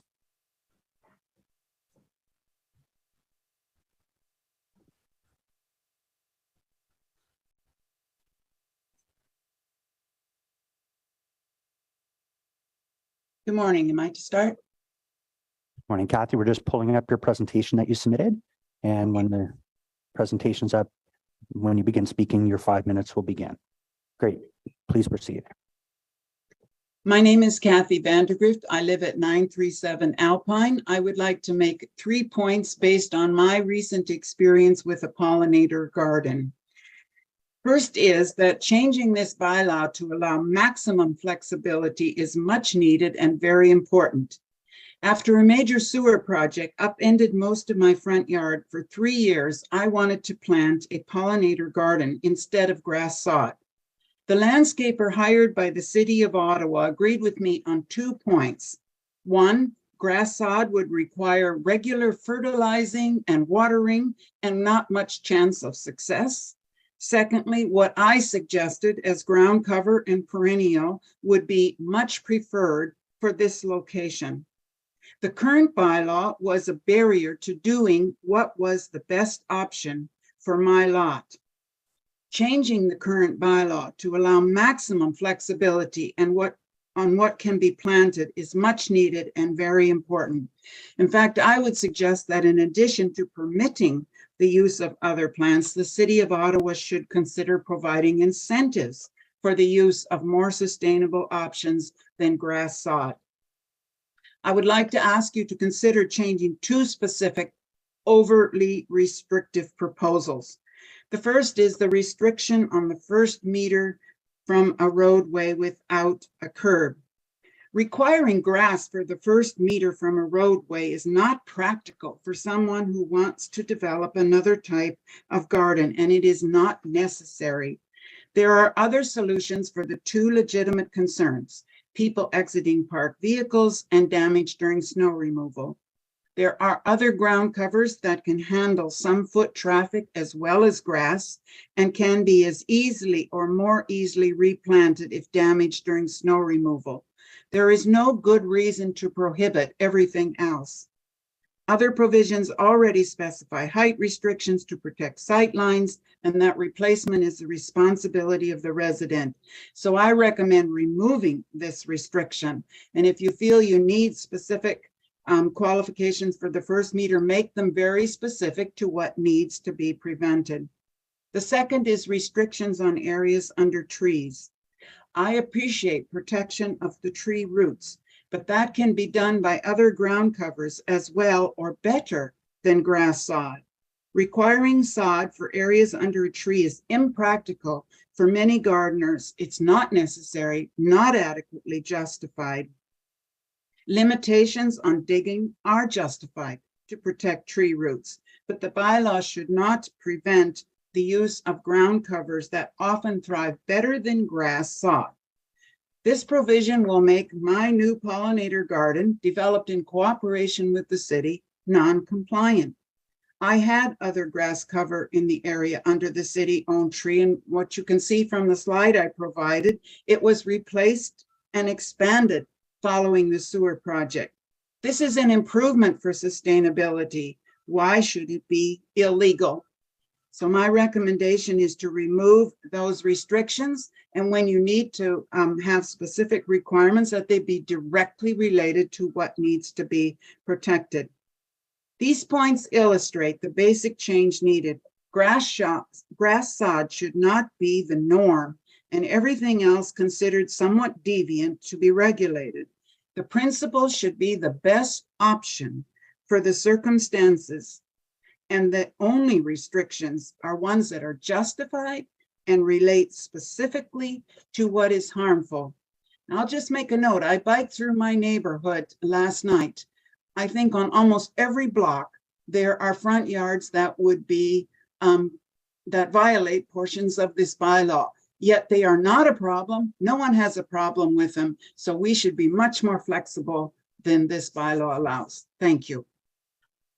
Great, thank you. We do have a question from Councillor Kavanaugh. Thank you very much, Chair. Thank you, Kathy, for coming out and demonstrating and showing us your beautiful garden. And we know what it looked like a couple of years ago because it was a great big hole in front of your house as the city did a major infrastructure project to replace a trunk sewer. So we appreciate this. And I appreciate you bringing this example because city needs to work with residents on in cases like this where you're replacing a lawn. What do you see as the most important amendment that needs to be done to what is being proposed today? Well, I specifically addressed the amendment to limit gardening to within 1 meter of the roadway where there isn't a curb. Lots of our streets don't have curbs, and it makes it very impractical. I think the one under the trees, I guess I would argue for making it as expansive as possible with as few limitations as possible. I did not speak to growing food, but frankly, I have some edibles planted in the middle there. You probably don't even see them. Why? Why violate? Why not allow that? Does that make sense? Yeah, yes. And guilty too, as I've told you before. Without even knowing it, I inherited a house with a garden in the front. So appreciate your contribution here and as a living example of how we should be moving forward, particularly about ground cover under trees, that we have to move away from grass. I appreciate that. Well, the grass was not sustainable. I had started ground cover simply because the grass was not working. So why should I be forced back to grass, back to watering and fertilizing when the other solution is preferred, also from the city's perspective? No, absolutely. I appreciate it. And thank you for your delegation today. You're most welcome. Thank you, Kathy. I see no further questions. Thank you for coming out. Next, we have Kate Minot, and I see you online, Kate. You have 5 minutes. The floor is yours. Perfect. Hi, everyone. My name is Kate, and I'm the coordinator of the Community Gardening Network. I'm here to address the negative impact that these proposed updates will have on food security in Ottawa. Last Friday, I attended the city's Poverty Reduction Roundtable. One of the repeated themes throughout the session was the need to find innovative, proactive, and ambitious solutions to urgent issues faced by residents in Ottawa, including food security. Councillor Dudas spoke of a resident that she met who is forced to choose between paying rent or buying healthy food, including fruits and vegetables, for her children. We all have the opportunity here today to actively support residents with a policy supporting growing our own food at a time when food costs are consistently rising, and yet the proposed bylaw before us instead explicitly prohibits growing any food in the right-of-way. Ottawa varies greatly from the densely populated urban core to the spacious suburban and to the rural countryside. In some areas, the right-of-way may be the only land access a resident has to be able to grow food. It may be difficult for those that are in a position of privilege to understand the impact that an additional few feet of land can make in food production. But for those of us that have been put in the position where growing food is the only cost-effective way to access certain fresh produce that we want our families to eat, we know that this space can make all the difference. At the onset of the pandemic, as a service worker at the time, I found myself out of work or on limited hours due to closure requirements. My partner and I were new parents, and we found ourselves struggling with food security due to the cost of living and sudden decreased income. Growing food was our primary source of fresh produce at this time, and we could not afford it otherwise. While we were lucky enough to provide for ourselves throughout those few summers, we found ourselves struggling with food security once again when the growing seasons ended. Our right-of-way takes up the front half of our yard, and this space has made a significant impact on our ability to grow more food for our family and supplement our groceries well into the winter months. Our situation was not unique, and we had the privilege to endure a particularly difficult time because of our land access. Residents from all walks of life are experiencing issues with food security, and my story does not compare to the struggles most are facing or will face. These circumstances are becoming more common with the cost of living continuing to rise. With the serious lack of affordable housing, many residents are overextending themselves to pay for a place to live, which will inherently lead to increased food insecurity as they balance housing with food costs. In my position as coordinator of the Community Gardening Network, I speak to residents daily about finding available plots to access for growing food. Community gardens around the city are at capacity with waiting lists that can be upwards of 2 to 3 years before access is available. While we are working hard to open new community gardens on lands, including city stewarded land, and we'll seek support from council on this when the report comes to you later this year, this will not be sufficient. We need to be providing more solutions to support residents to grow food wherever possible and open up the possibility for them to access space that may otherwise be unused. The proposed updates were intended to expand the opportunities for residents to garden in the right-of-way, but they are instead unnecessarily prohibitive. This bylaw review needs to be approached from an inclusionary perspective, not a restrictive one. Instead of prohibiting growing food, using structures to retain soil, or planting fruit and nut trees, the updates need to explicitly allow these activities with clear guidelines that ensure the safety of residents and effective access for utilities and road maintenance, and communicate the residents' assumed risks and best practices for partaking in this activity. In addition, I'd like to read a quote on accessibility directly from the report that was presented. Through its accessibility policy, the City of Ottawa is committed to providing equal treatment to people with disabilities with respect to the use and benefit of city services, programs, and goods in a manner that respects their dignity and that is equitable in relation to the broader public. Allowing residents to install raised beds will provide this equitable access to gardening in the right-of-way and will actively support those with mobility challenges to participate. We have the benefit of being able to refer to policies that other cities have adopted, which all have found ways to support residents to grow food in the right-of-way. Victoria, Vancouver, Oshawa, Calgary, just to name a few. We need Ottawa to cement itself as a city that also supports its residents to grow their own food through policy that uses cross-cutting, proactive, positive, inclusive, and facilitative solutions. Thank you for your time. Great. Thank you very much, Kate. Seeing no questions, thank you for your delegation today. Next up, we have Christy Ross.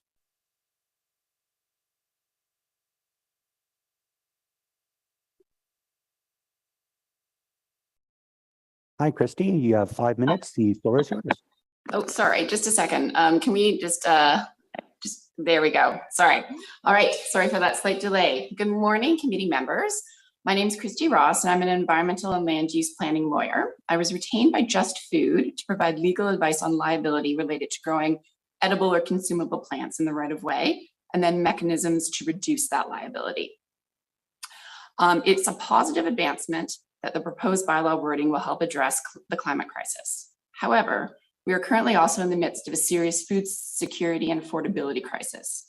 The right to food has been recognized as a fundamental human right, and the United Nations has noted that the right to food can be secured by enabling people to grow their own food.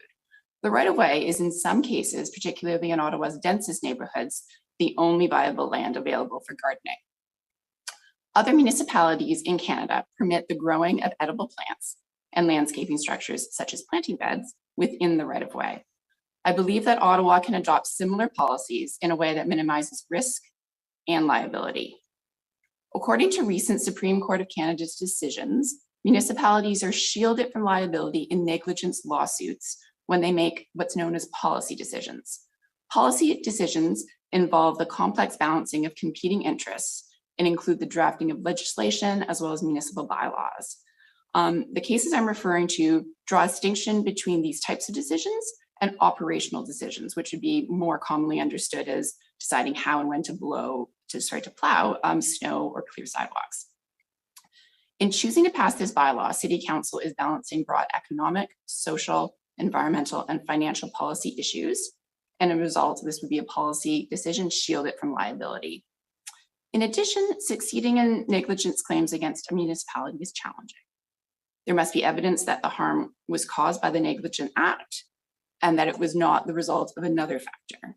Courts also consider if the person contributed to the harm, such as choosing to garden in a right-of-way. In addition, the harm must not be too remote, meaning that there's no liability if the harm cannot be reasonably anticipated from the actions. A classic example of this is an oil spill in water.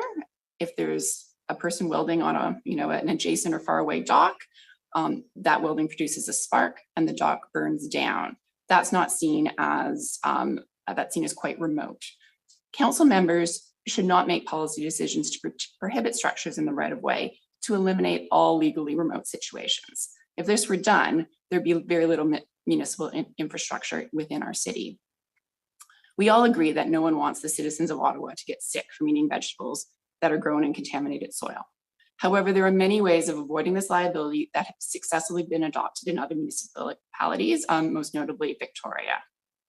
Planting edible plants in landscaping structures, such as a planter box with clean soil, would reduce that liability. To further limit liability, the bylaw can also regulate the design of these structures, require them to be kept in good repair, prohibit loose rocks, et cetera, et cetera. Structures can also be regulated so the total height of the blocks and plants do not interfere with sight lines. The city has a lot of experience with navigating around piles of snow. Surely we can find solutions to see past plants. In the city's current zoning bylaw, city planters are considered soft landscaping for the purposes of meeting the minimum requirements for front yard soft landscaping in the R4 zone. So I would submit that it's unfair to have different rules in different parts of the city. In the case of growing food directly in the soil, the bylaw and or guidelines that are passed with it should recommend there be hand digging only, the addition of clean topsoil, the use of mulch and compost, both of which reduce the uptake of contaminants, and education on soil testing and when and where it may be helpful. Once again, this approach is used in other Canadian municipalities, such as Victoria. Comprehensive guidelines are the best way to reduce risk and liability and are less onerous for citizens. However, if this is not considered sufficient, city staff could require a signed letter of acknowledgement before planting edible plants and or before placing structures in the right-of-way, similar to what's being proposed for free libraries. Finally, the bylaw should include an indemnity clause acknowledging a number of things, including that the city cannot guarantee the suitability of the right-of-way for growing food. The consumption of edible plants is done at the gardener's own risk. Any garden or structure can be removed by the city or utility without compensation. And by engaging in right-of-way gardening, you, the gardener, agree to comply with all provisions of the bylaw and any guidelines that are published and waive any and all claims related to the city. So I urge the city to follow the lead of other municipalities and permit edible plants and structures in the right-of-way. I remind you that municipalities are not liable for policy decisions. And I also ask that when making a decision, that this council not allow the fear of liability to stop you from making a policy decision that would enable the safe growing of food in the right-of-way and address food security. Those are my comments. Thank you very much. Great. Thank you for your delegation today. Seeing no questions, thank you for coming out, and we'll move along to Mo Garna. All right, thank you.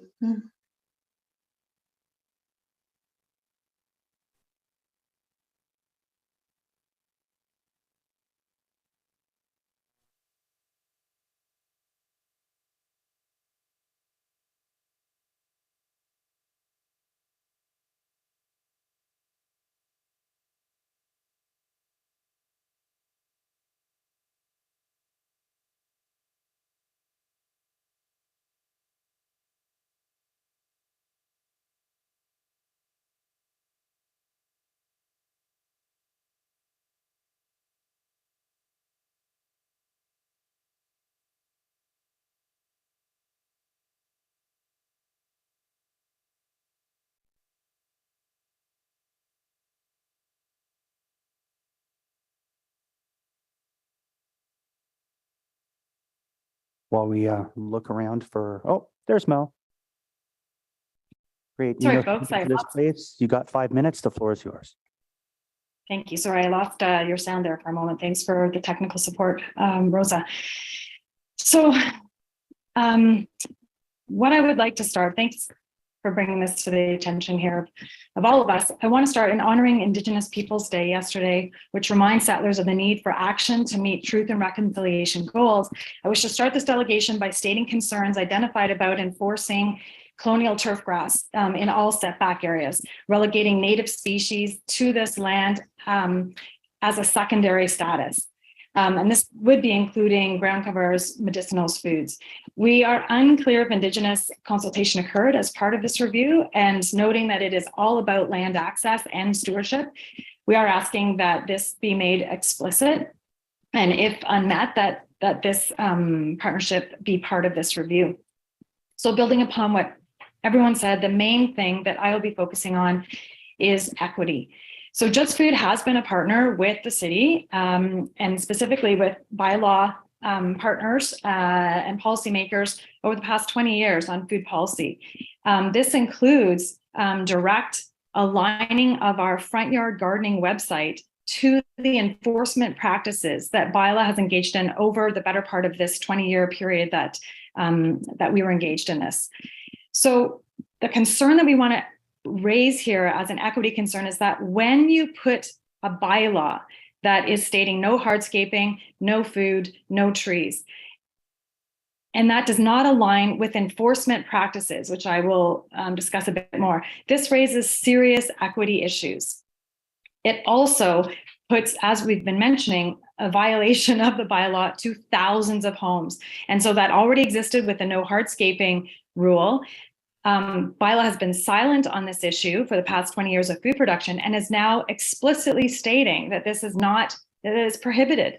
And this at a time when, as you've been hearing and you know full well, food security issues are rising, mounting, and serious.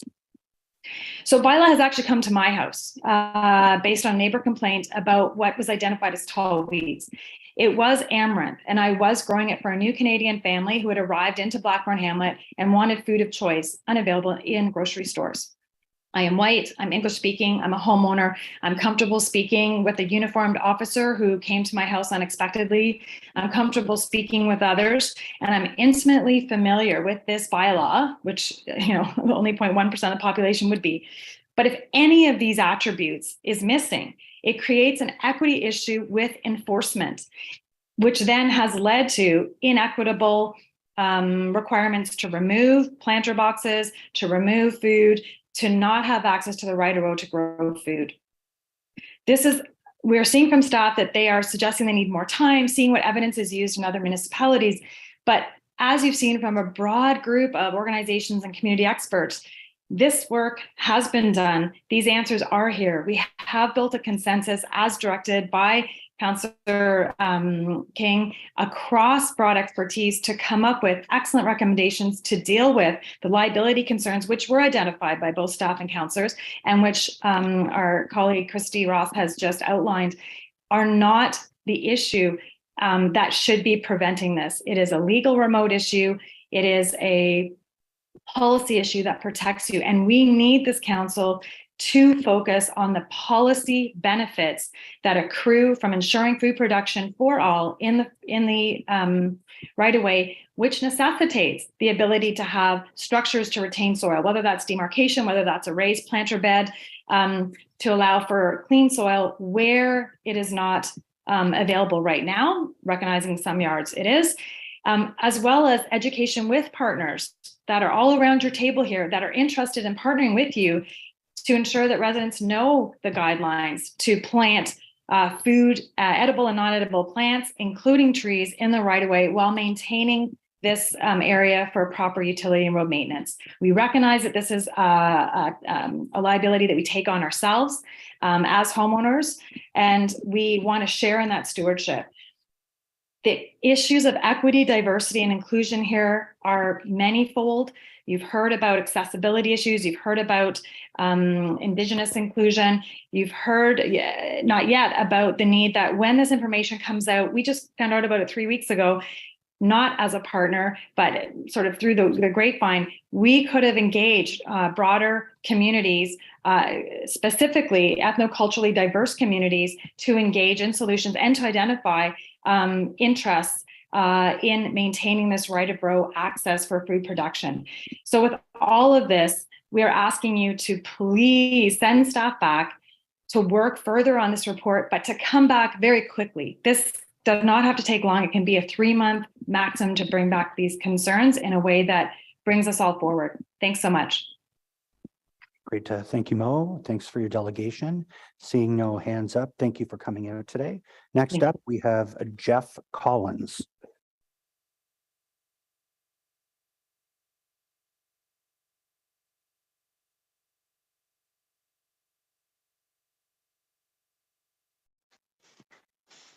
Hi there. Thank you so much for having me on the panel today. Thanks for allowing me to speak. My name is Jeff Collins. Can you hear me there? Yeah, perfect. Yeah. So I really appreciate what everyone is saying, and things are coming from a really fantastic standpoint regarding food security and home ownership, which are real issues. But what I wanted to cover was the fact that I am a business owner. I run Rewild Landscapes, which is a landscaping company focused on reintroducing native plants, rewilding spaces, and also food security. So not only will this proposal affect my clients, but it affects my business. And coming from that standpoint, I'm a small business. This is fairly new. And as a city, I believe that we want to support small businesses. So there are other businesses that are looking to do what I'm doing. They're looking to remove turf grass, because turf grass is the #1 most invasive species across the world, right? Like, we don't live in Edwardian times anymore. We don't need to have a lawn. So really where I'm coming from is the fact that I have clients who want this service, who want to pay for this. So it's going to hinder me as a small business.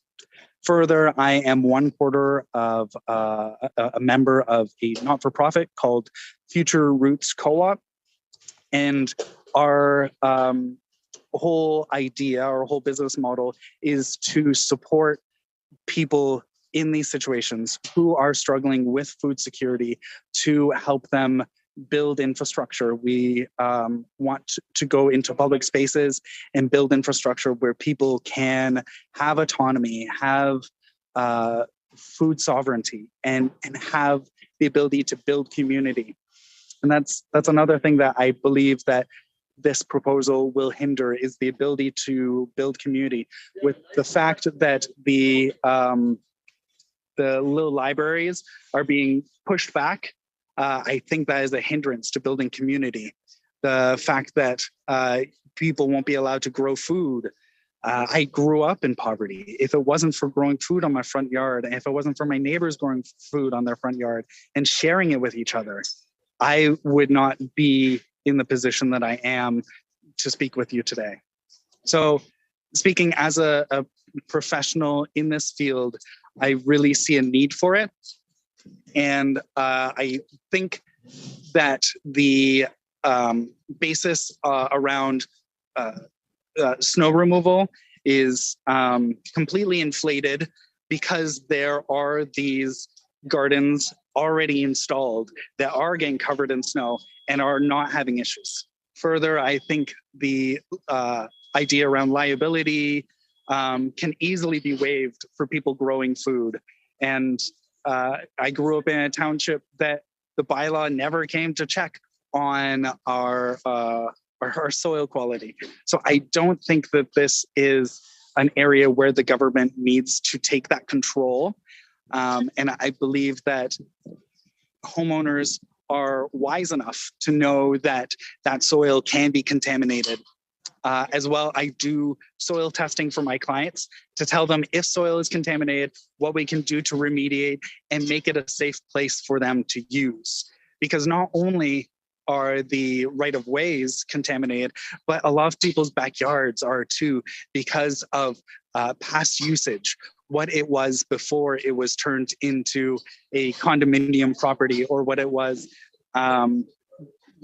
before expansion, before all of these other types of construction. So contamination exists in other areas besides the right of way, and people are growing food there, taking that risk because they can't afford to go to the grocery store. Like, we're in a cost of living crisis.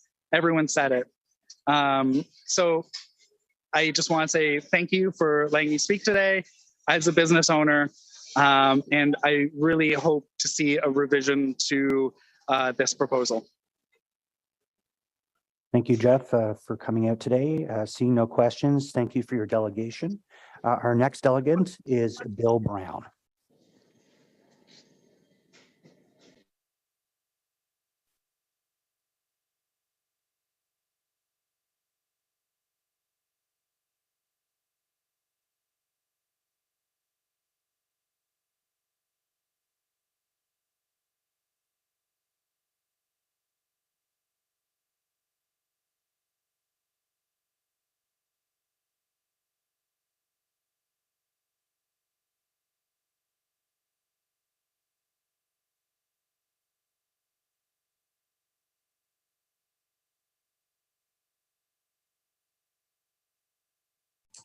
Can I be heard and seen now?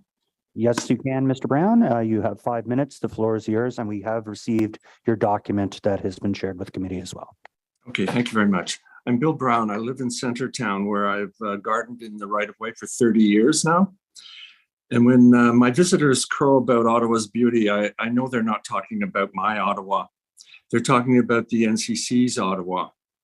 But strip away their astonishing flower beds, their rockeries, ornamental gardens, canals, parkways, and there's really not much left to crow about. Except, of course, if you're a pedestrian. Then you can be delighted at every turn by what citizens have done with their front yards, including, in many cases, the city's right-of-way. Though your proposed regulations say they are meant to expand options for such gardening, their chilling effect will have the opposite. Who's going to begin gardening, something that's more art than science, when their most important tool will be the measuring tape? How high, how far, how close, how solid, how noxious? If you rent like I do, your landlord can nix your dreams. If you live on an arterial road, well, don't even think about it. If you, like my husband and I, have spent the past 30 years cultivating a garden in the right-of-way with what are now deemed non-complying elements, well, too bad. They've got to go. No matter that our garden used to be a patch of mud, no matter it has been given an award by the city itself, no matter that recently the Ottawa Horticultural Society designated it Garden of the Year, no matter that hundreds who walk through on their way to enjoy its cool beauty call it an oasis, a haven, a heaven, these new rules would gut it. All gardening in the right-of-way must comply, no matter. There's been much talk of the proposal about needing access to utilities. Well, during our garden's 30-year history, our street was completely dug up by the city, and the workers openly admired the garden and were happy to work around it. The same sensitivity and care happened when a new water pipe had to be laid through the garden's core. There was not a word of complaint. The thing is, it's a bit rich to hear this from a municipal government which hasn't a gardening bone in its body. When redoing roadways as calming measures, it usually drops unsightly concrete planters and then leaves them to the weeds. But better still, look at Elgin Street's renewal. Into the lovely new design, the city inserted attractive and expensive granite rim beds, which stretch up and down the length of Elgin, all done in periwinkle, a plant considered by most gardeners to be invasive. But even tough periwinkle and at least a half a dozen of the trees couldn't survive the city's neglect. Within a year, Elgin Street was a scattering of dead trees with beds of weeds strangling out the periwinkle. Even your dazzling yellow hosta beds at the museum's formal corner were abandoned to the mercy of 2-foot-high noxious weeds. If you make no other amendment, I urge the committee to grandfather current right-of-way gardens. But also ask yourselves, what problems were these new regulations meant to solve? How many complaints? How many accidents? How many service interruptions? Then ask if these changes have been filtered through our climate emergency declared in 2019. And while I appreciate the staff Googling best practices, how many current right-of-way gardeners were interviewed? How many kilometers walked to imagine the effect of gutting non-compliant gardens?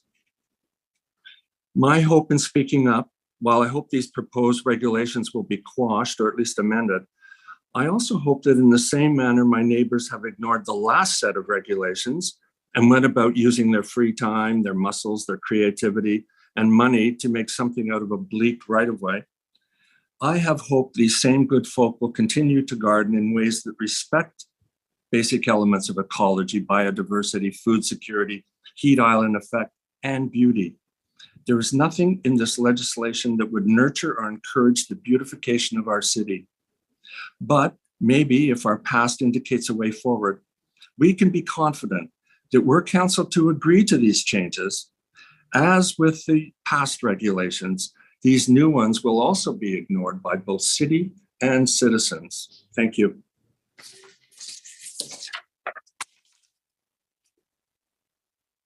Great. Thank you very much for your delegation today. Seeing no questions, thank you for coming out. Okay. Next, we have Carrie Ann Murphy. Hello, good morning, and thank you. I will be speaking specifically to the proposed prohibition on growing consumables or edibles, as I prefer to call them, in the right-of-way. I would like to acknowledge that many Ottawa residents who would be impacted by this bylaw amendment are not present today, and I would like to try to bring some of their perspectives to this discussion. I share my personal story to help you understand the impact these bylaws and their enforcement can have on Ottawa residents. I will be echoing some of Mo Garham and Christy Ross's comments, so I hope it's still helpful. So I retired from the Canadian Army for medical reasons in 2016. In 2017, we bought a new house in Ottawa South, and at the time, my vocational rehabilitation plan, I was studying sustainable urban horticulture and sustainable urban agriculture. So my final project was to redo my front yard, do it sustainably, and do it in a way that sustained not only the animals, the plants, the bees, but my family also. I had 3 young children. And so within about a week or so of completing my front yard vegetable garden, I had bylaw come and visit, I had my notice, and I had to deal with all of that. I had made every effort. I had read bylaws cover to cover. I had looked for every existing regulation that would cover yards. Somehow it escaped me to look into the use and care of roads bylaw to figure out what I should do for gardening my front yard. And it turns out, after discussing with the bylaw officer, that my right-of-way is 17 feet of my yard from the curb. And so that is essentially most of my front yard, and we're not in Centertown. We're nowhere near Centertown, but it was most of my yard nonetheless, which was not expected.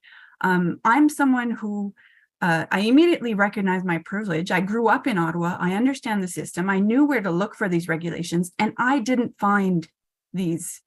So I think there needs to be more effort on making these findable, understandable, readable, usable.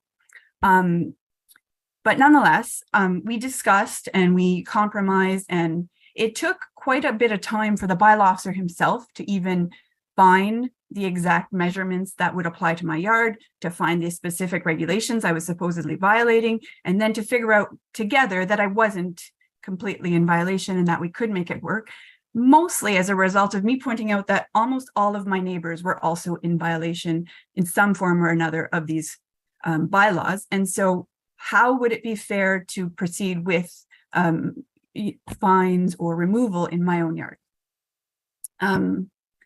So I knew throughout this whole process, however stressful it was and however much I planned and tried to avoid dealing with bylaw, I knew we'd be fine and I knew we'd be okay.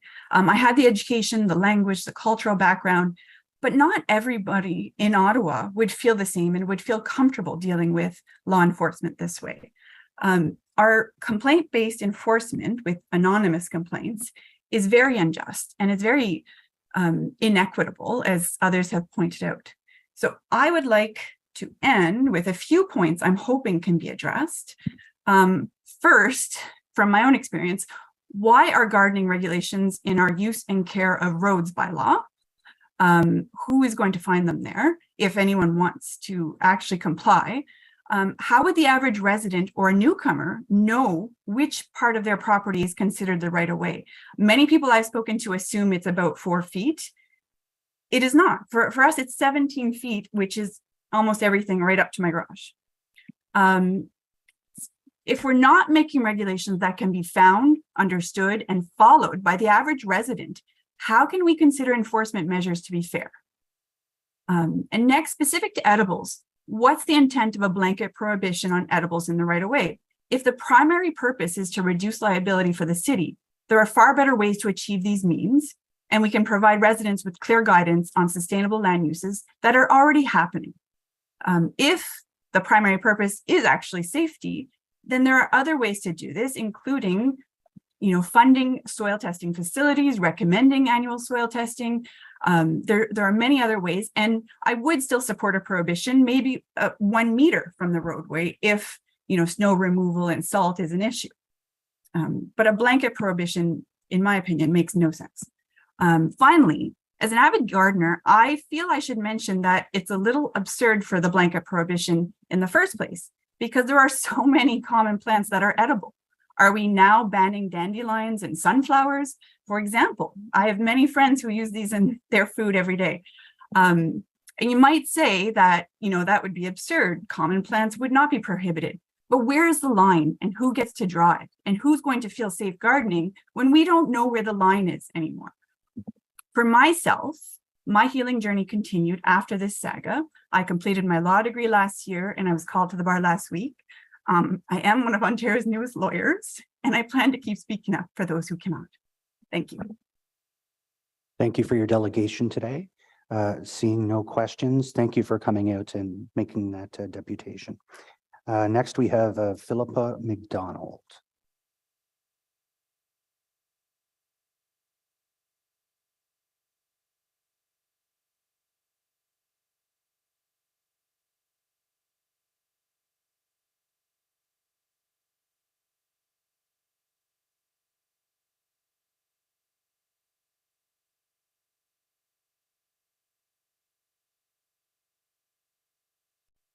Great, you have 5 minutes. The floor is yours. Hi, thank you very much. I appreciate the opportunity to speak to you today, especially considering the number of delegates. I really appreciate everyone here to listen. And I'm speaking to you from unceded, unsurrendered Algonquin Anishinaabe territory. My name is Philippa, and I'm a university student. So a lot of, or everything that I wanted to say has been spoken today, but I just want to re-emphasize what my fellow delegates have highlighted. Focusing on solutions to concerns and crucial benefits of urban gardening and land stewardship. Permitting under certain guidelines the gardening of food on the right-of-way or boulevards, whether that's vegetable or herb gardens, fruit or nut trees, would bolster food security and resiliency in our city.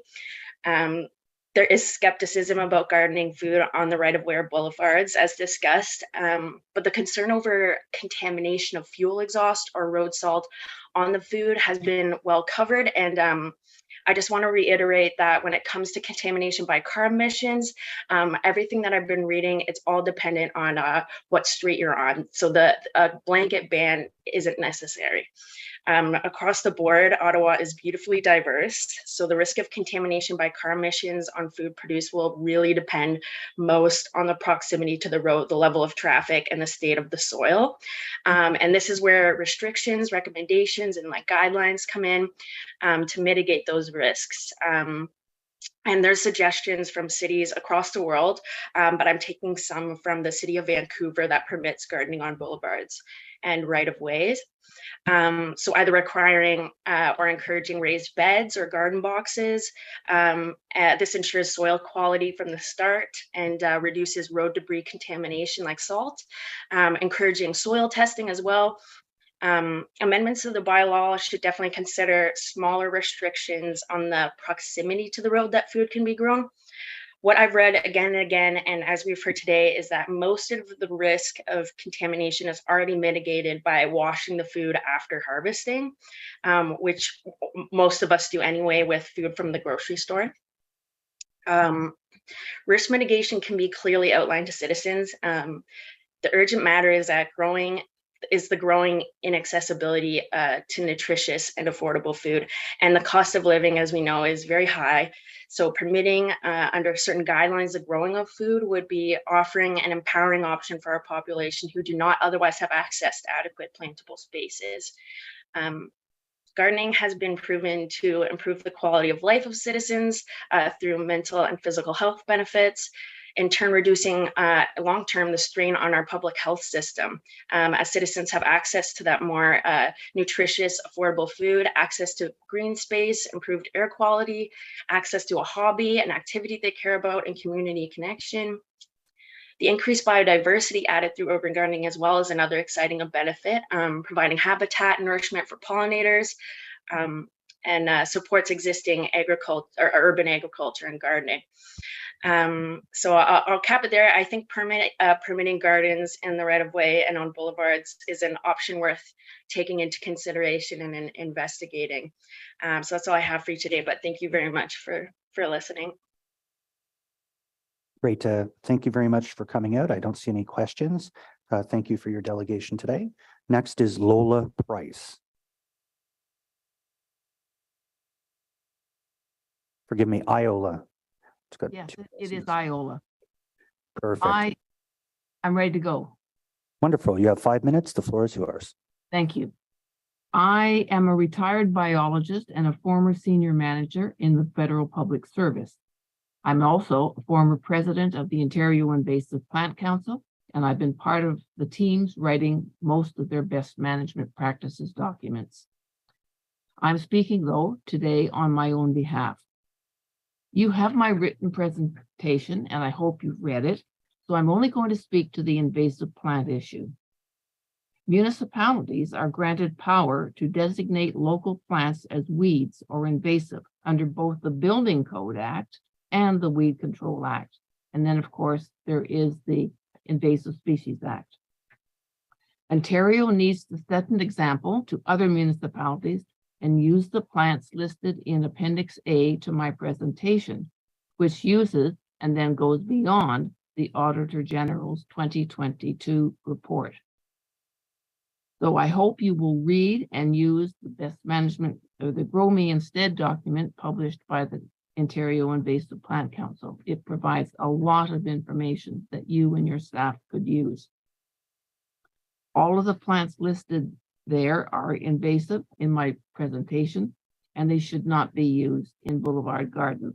I'm talking about Appendix A. I've grouped them according to their life form, herbaceous, vine, or tree, recognizing in some cases there are overlaps in the life form and shrubs can take on tree characteristics. In my view, the city does not have to rely on current provincial legislation or regulation in order to prohibit species not already legislated from being planted.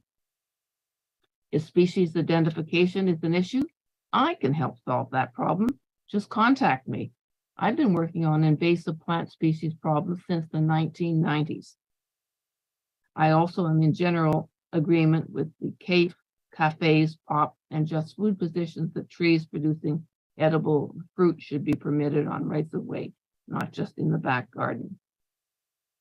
Ottawa spends a lot of money, over $1 million, on invasive plant control, most of that on wild parsnip control program, which I support, by the way. There should be no permit required for boulevard gardens. We don't need money spent to run that initiative. Spend it on invasive plant control instead.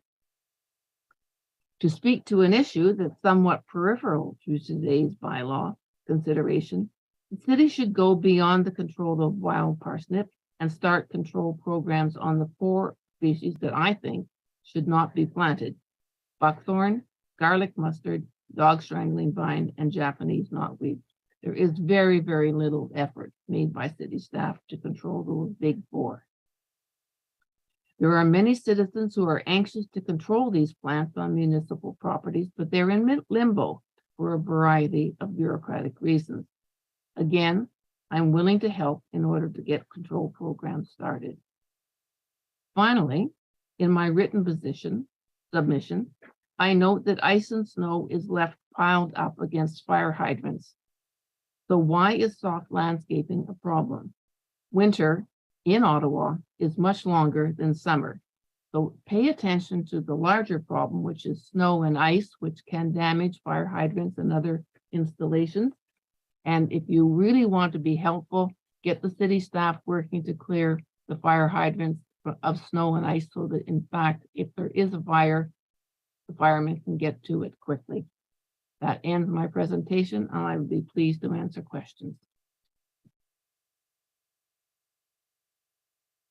Perfect. Thank you very much. I don't see any hands up on my board. Thank you for your delegation today. Next, we have Chris Nanda.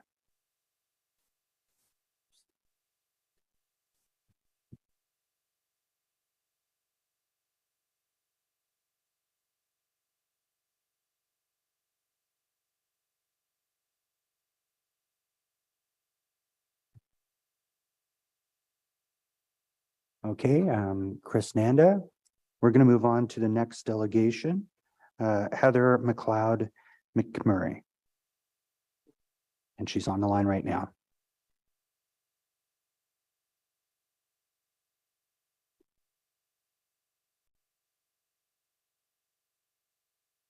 Hello, thank you so much for having me today. My name is Heather McLeod-Kilmurray. I'm a lawyer and a professor teaching at the Faculty of Law at the University of Ottawa with an expertise on food law and policy and sustainable food. I'm an Ottawa homeowner who would like to see the allowance of both landscaping and food growing in the rights of way. But today I'm speaking to you as a member of the Ottawa Food Policy Council. The OFPC has the mandate to enable a broader and more coherent discussion and elaboration of policies related to food in the Ottawa region using a system-wide food lens. Our values were set through a resident and organization collective impact process with City of Ottawa and Ottawa Public Health both participating partners. And these values include social justice and equity, health and well-being, social, economic, and environmental sustainability, social diversity and inclusivity, education about food and food systems, collaboration, and planning processes that support long-term sustainability and ready access to food. And we trust that this term of council continues to share these grave concerns with us. We join many of the other presenters today in being pleased to see the city reviewing these bylaws, and we appreciate the opportunity to speak about it. And it's been very exciting to see so much engagement from such a wide variety of people in the region on this important issue. So last May in 2022, the committee directed staff to report back on a comprehensive review of the feasibility of permitting resident or community group landscaping projects within the right-of-way, as well as recommendations concerning its implementation, necessary internal resources, bylaw amendments, procedural and permitting requirements, and analysis of recommendations for any broader programs or funding that could support these. The Ottawa Food Policy Council was wondering why a comprehensive review of this bylaw over the past year did not include a review with concrete recommendations to grow food within the right-of-way.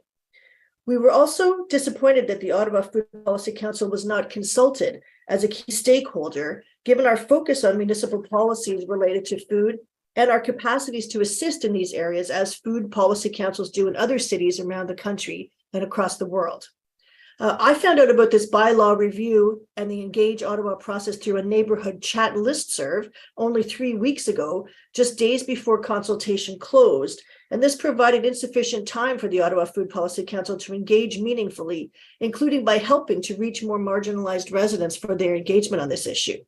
However, in the past 3 weeks, the Ottawa Food Policy Council, working as part of a broad People's Official Plan coalition of concerned organizations, was able to conduct an environmental scan of municipal policies, discuss how best to meet city concerns regarding liability, safety, clarity, develop a resident engagement page, albeit only in English in the short time we had, and we have found consensus on fair guidelines that provide win-win solutions for both the city and residents, noting a serious concern among residents that this issue be resolved as soon as possible to support food production in the right-of-way. The OFPC agrees with many of the co-benefits that other speakers have highlighted so effectively today.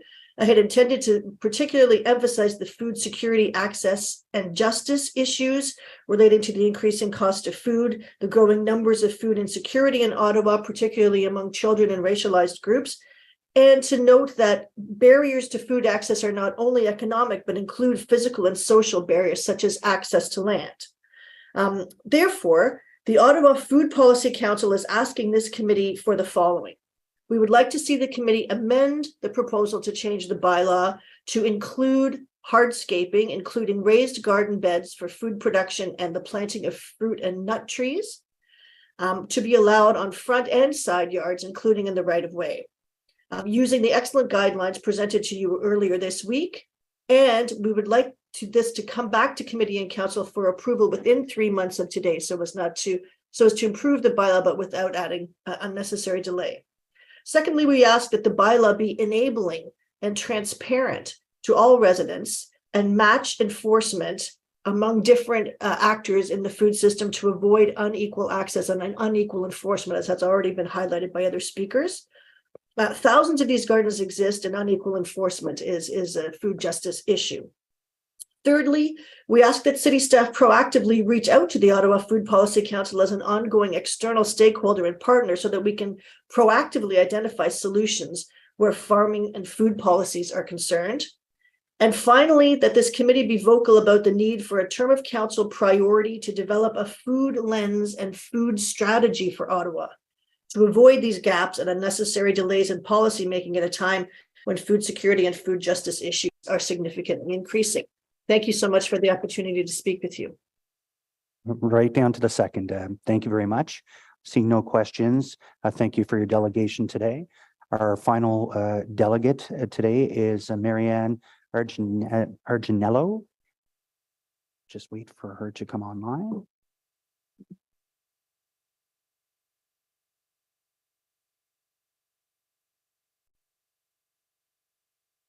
Hi, Marianne. You have 5 minutes. The floor is yours. Great, thank you. I am so happy to be here today. I'm representing Ottawa South Eco Action Network, and we have been working alongside For Our Kids Ottawa Gatineau to bring forward this bylaw reform for the last 20 months. It's been it's something we've been looking forward to for a very long time. Many of our residents in River Ward, Alta Vista Ward, and Gloucester Southgate have been found to be non-compliant with this bylaw due to planting and sustainably tending this city-owned land. These complaints, which seemed so misaligned with the city's declaration of a climate emergency, are what motivated us to begin this advocacy. You have already heard many excellent presentations, and I would like to explicitly thank Councillors Dudas, King, and Johnson for bringing forth many of the recommendations suggested by the People's Official Plan, which we also agree with. And I would love to see one more motion put forth, or at least one more that I'm going to talk about. And it's something that others have already echoed: increasing the plant height across the right-of-way. While municipalities should regulate vegetation on public and private property where there is a legitimate public health and safety concern, for example, the height impedes traffic sight lines, there's plant toxicity, there must be a clear mechanism by which living vegetation is designated to be a health and safety risk and therefore subject to control. If neighboring cities, such as Mississauga's successful blooming boulevards, allow boulevard plantings up to 1 meter in height, it is inappropriate that Ottawa broadly restrict plant height to 0.75 centimeters. And not simply just in visibility triangles, but everywhere, merely because it aligns with existing Ottawa zoning and fence bylaws. The city should be correlating plant height regulations with actual health, safety, and environmental hazards. While a broad restriction may simplify enforcement, it fails to actually delineate an actual risk, an area of risk, and creates an arbitrary rule based on convenience, which unreasonably restricts plant selection and represents a huge lost opportunity for biodiversity, reducing urban heat island effects, and increasing stormwater management. In many areas, the right-of-way in front of a resident's house can be more than 10 feet, or in the case of the previous delegate, Christina, up to 17 feet. Why does the city need to prohibit taller plants that are closer to the resident's private property that do not impede on sightline or have any other associated hazards? One thing that hasn't been brought up is the idea that many keystone species like asters and goldenrod, which are individually responsible for providing food and shelter for more than 70% of our local pollinators, would be prohibited by this 0.75 centimeter limit. So this is a huge opportunity that is lost for biodiversity and for our ecosystem stability. So therefore, as submitted in the POP recommendations, I would like to ask the council, the committee here, that the height restriction should be limited only to visibility triangles for corners and driveways, and that it should be aligned with a height restriction of 1.0 meters. You've been listening to a lot of us talk, and I will be short and sweet, and thank you so much for the opportunity to delegate. Great. Thank you very much for your delegation today. Seeing no questions, thank you for coming out. So at this point of the meeting, we have the three motions that were read in by Councillor Johnson. I'm going to ask staff's opinion before we go to questions to staff. The invasive species, who worked very closely with Councillor Johnson, are you guys good with that specific motion? Thumbs up's a good indicator for sure. Thank you, Chair. We confirm. The little libraries, I don't think there's concurrence with staff on that specific one. Is that correct?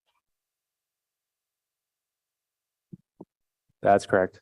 And the last one, gardening permitted to the edge of the roadway, staff also don't concur with that specific motion. Is that correct?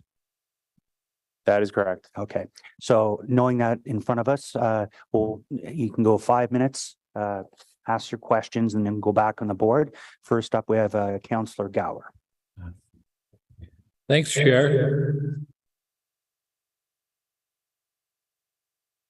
Hit the wrong button. Thanks, Chair. And thanks to all the delegations for your presentation and your correspondence as well.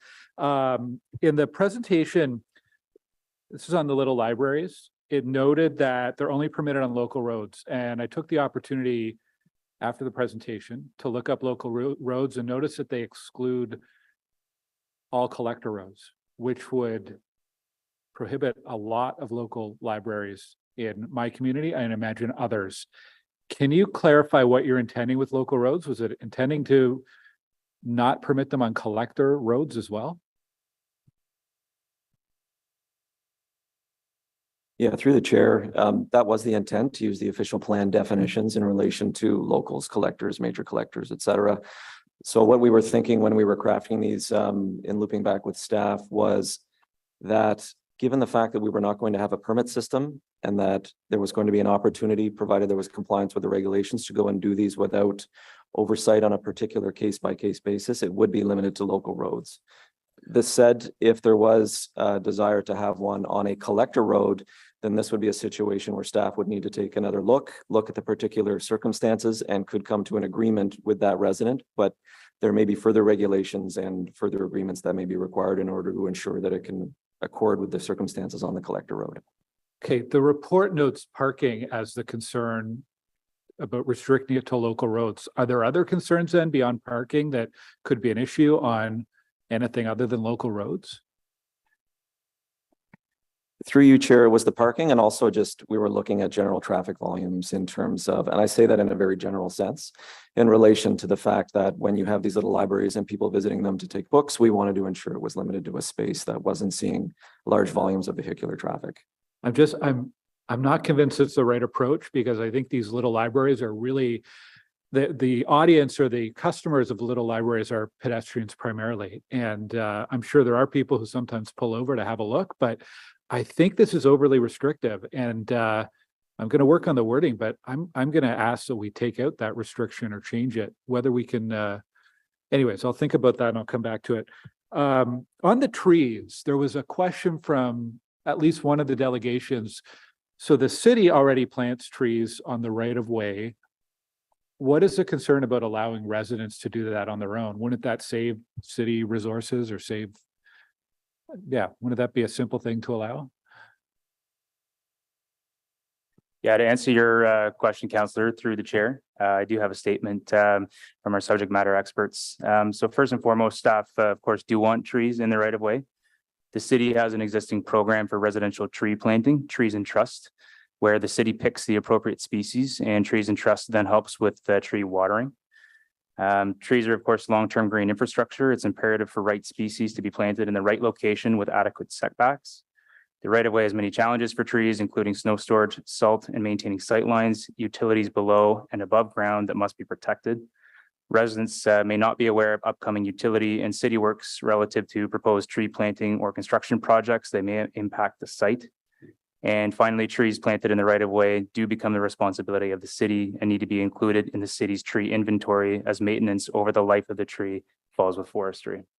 Okay, and what's the approach both now and with the new bylaw? If there are existing trees planted by residents in the right-of-way, what would happen to those trees what would happen to those trees? To answer your question, Councillor, through the chair, so there will be no grandfathering clauses per se with updated regulations. And historically, no alterations have been permitted within the right-of-way. Enforcement has been and will continue to remain largely reactive based. Okay, so trees could be removed. How common would that be? Sure. Jason? Sorry, Chair, if I can step in on this one. As was indicated, we would certainly not proactively go and start removing trees. We're in the business of increasing our canopy, not reducing our canopy. But what we would treat those on is on a case-by-case basis to have them included in our inventory. I think the only time that we would be looking at removing a tree is if really we have significant concern with the tree, either in terms of its health or the species that's been planted. Okay, thank you for clarifying that. In the presentation, you noted that any projects would be at the resident's own risk. Is that the existing conditions or existing rule now?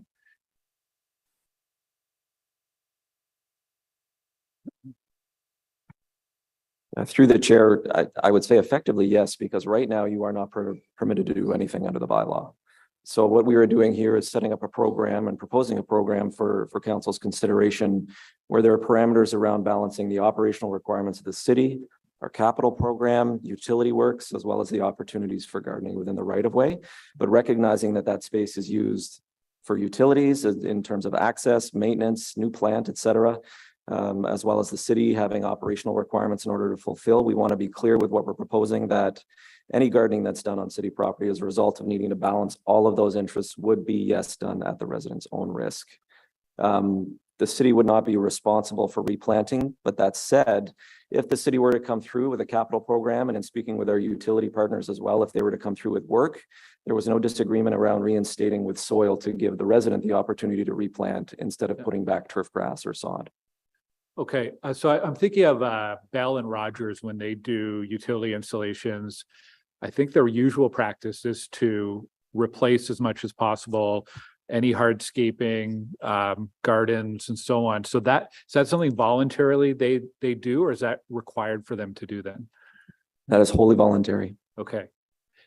It's interesting because it does set a different set of expectations when then a city utility work comes in and the city doesn't follow that. So the accessible height of Little Free Library is 90 centimeters to 110 centimeters. Can someone explain why that's important to have a consistent height for accessibility? Yeah, to answer your question, Councillor, through the chair, these proposed regulations, or the height window, if you will, was designed with our accessibility office, and we also confirmed we did have a meeting with the accessible advisory committee on June 20th, and there were no concerns brought forward with the proposed height window. And those height windows were designed to mirror the Ottawa Library drop box to provide more accessibility for all users.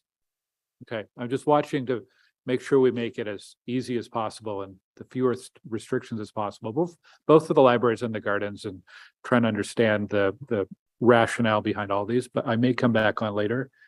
Thank you, Chair. Great, thank you, Councillor Gower. Councillor Lowe. Thank you, Chair. when it comes to the invasive species, is it actually possible to outright prohibit them?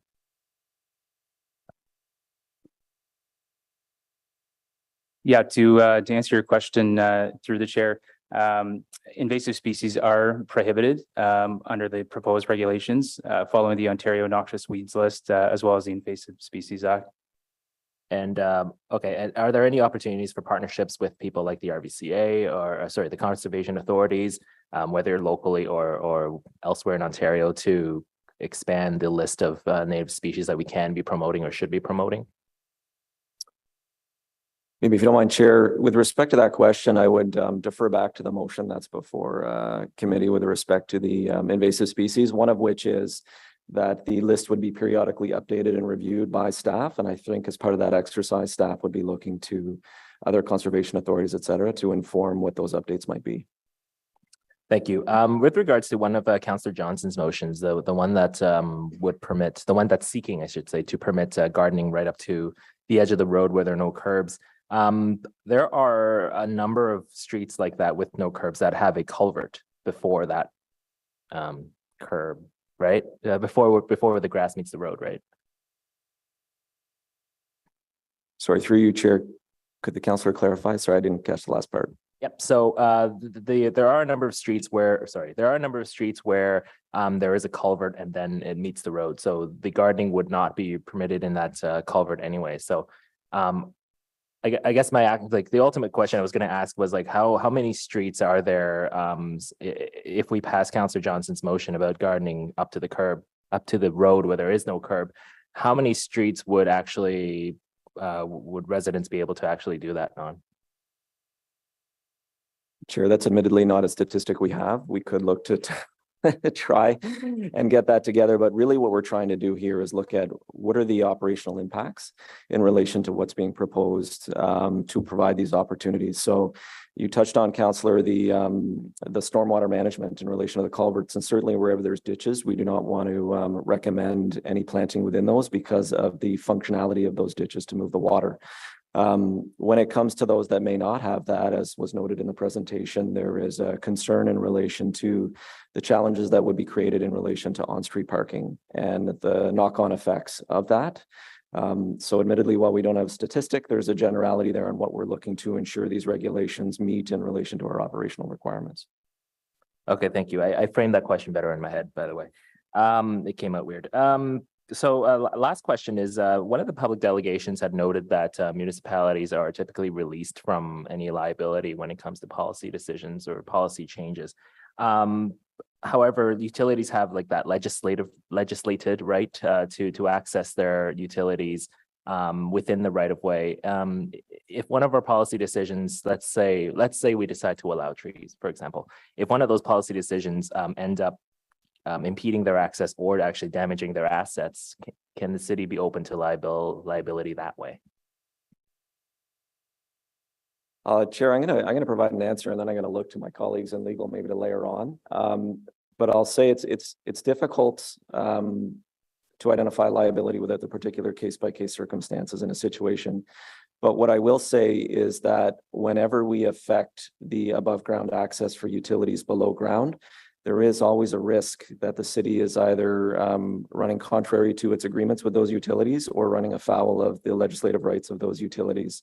And what I'll also add is that the regulations that were put forward by staff as part of this were done in consultation with the utilities. So we did consult them in relation to what their requirements were relative to what's being proposed, and this was the balance that was struck. So they are in agreement with this based on what's before you today.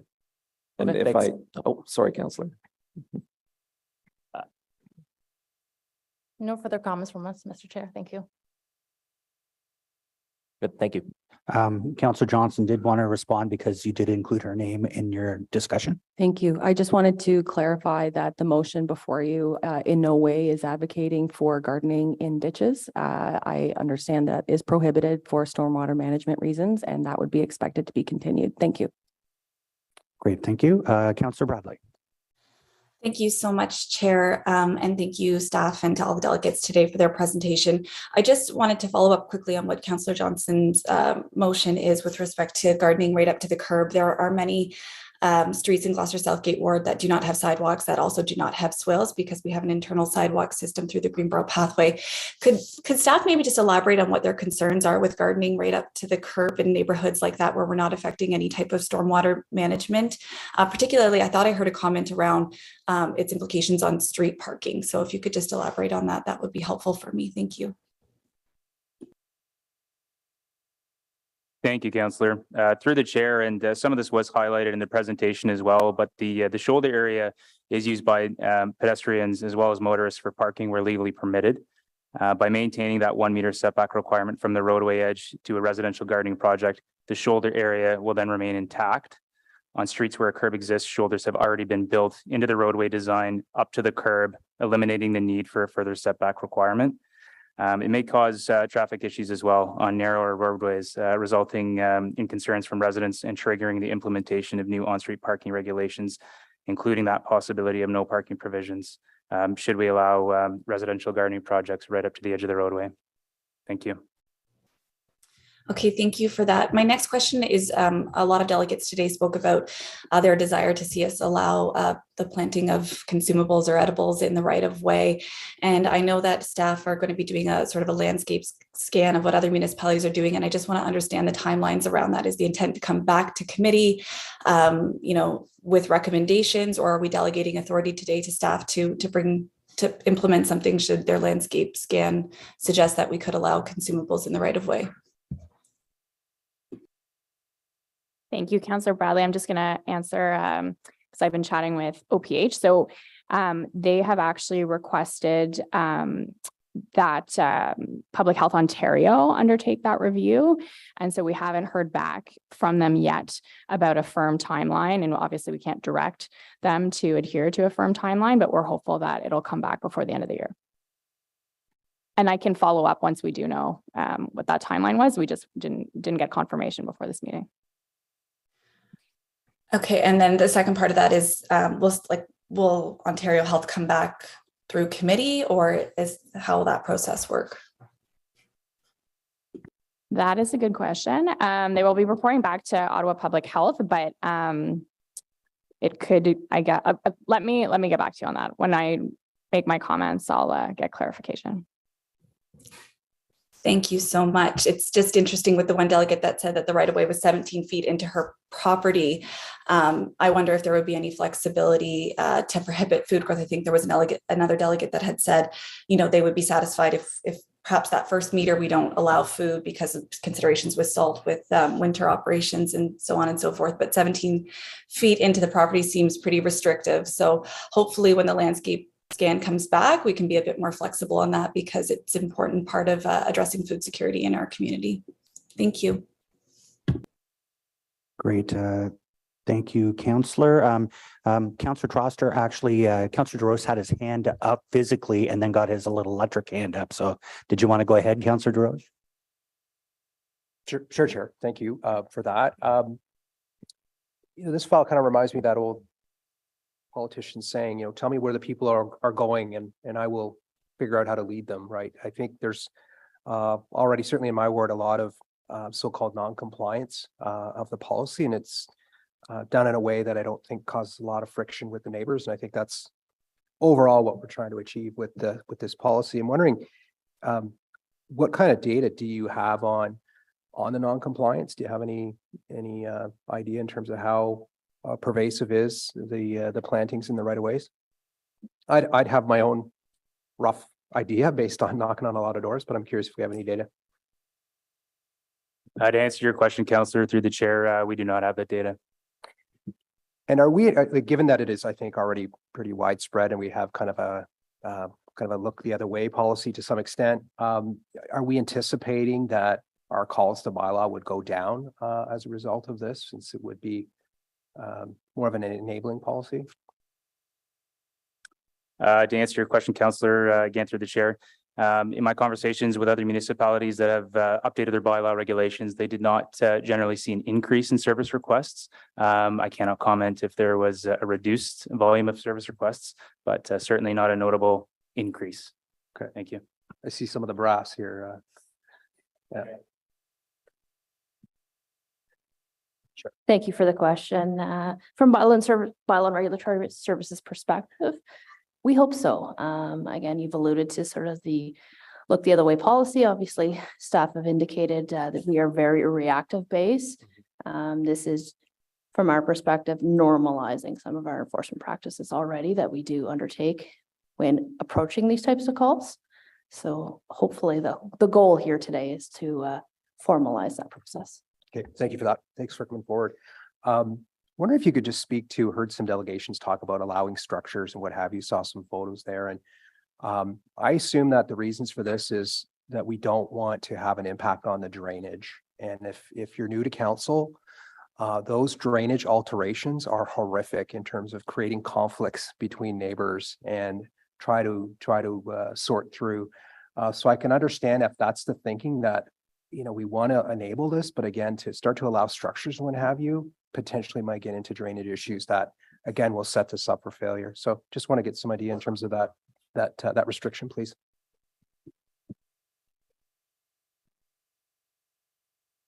Yeah, through the chair, Councillor, that's exactly right. That is one of several issues that we're concerned about in relation to hardscaping, such as planters, et cetera.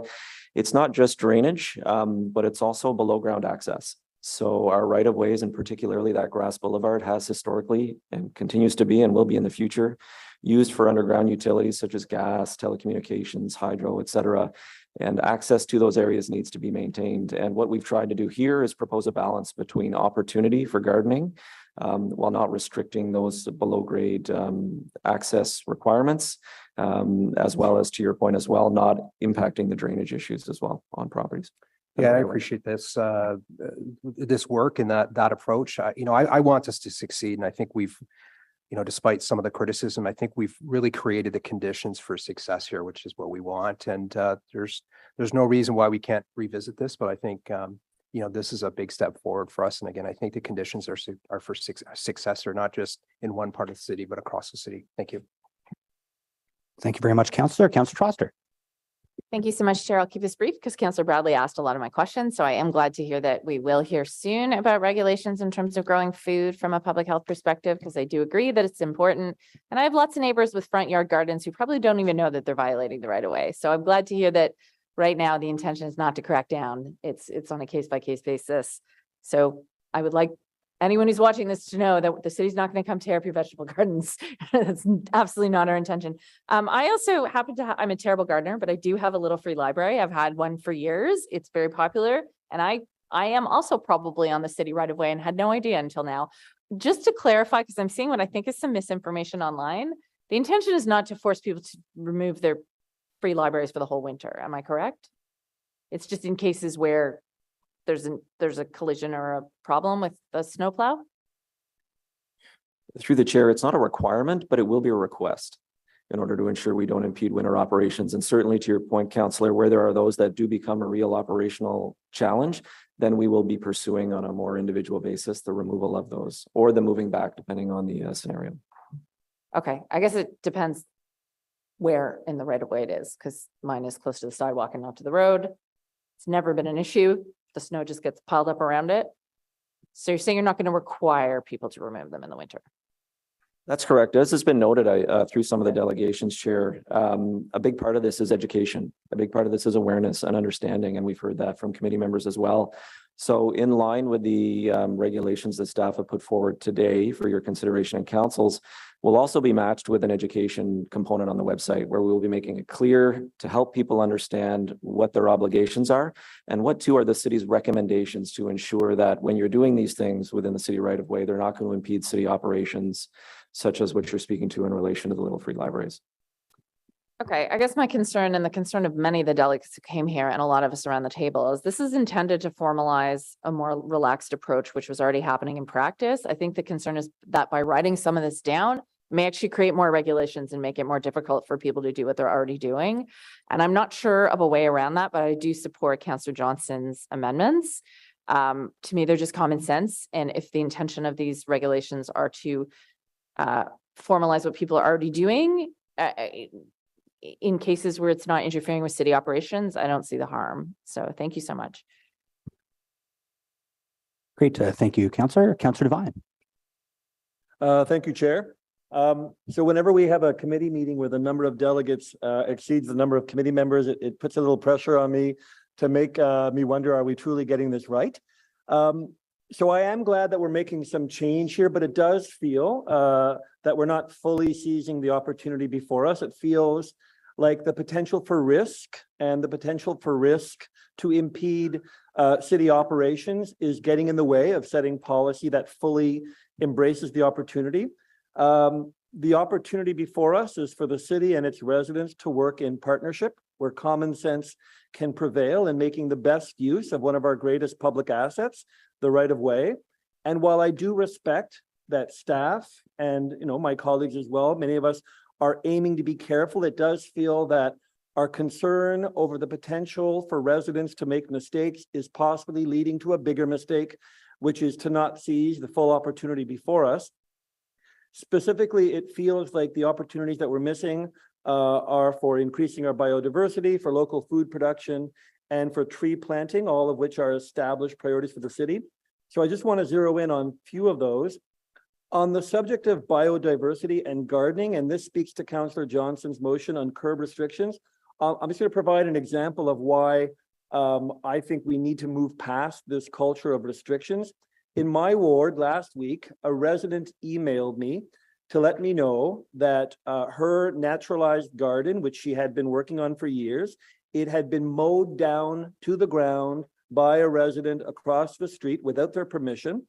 And I think that one reason that this kind of thing happens is because we've established a culture where the greenest, best manicured lawn, which is the least environmentally sound option, is the ideal that suburban residents should strive for, and then to be bothered by and even antagonistic towards anything otherwise. So that's just one reason why I'll be supporting Councillor Johnson's motion to allow gardening right up to the right of way on properties without a curb, because this does also affect much of my ward.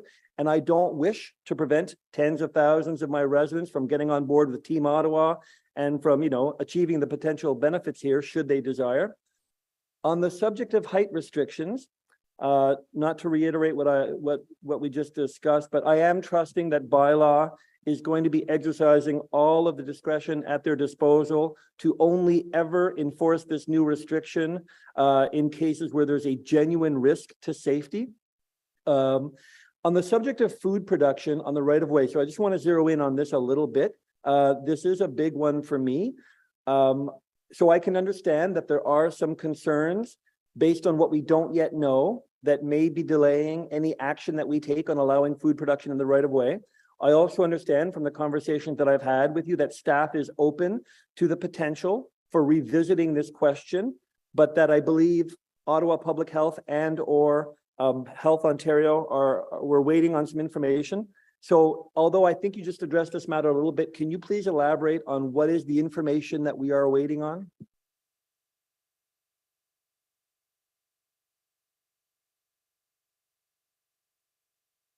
Yeah, for sure, Councillor. And through the chair, again, just reiterating the timelines. So we do not currently know the timelines from Public Health Ontario. And as Councillor Kitts alluded to, we will be reaching back out to Public Health Ontario to verify those timelines, and we'll report back once we have that information.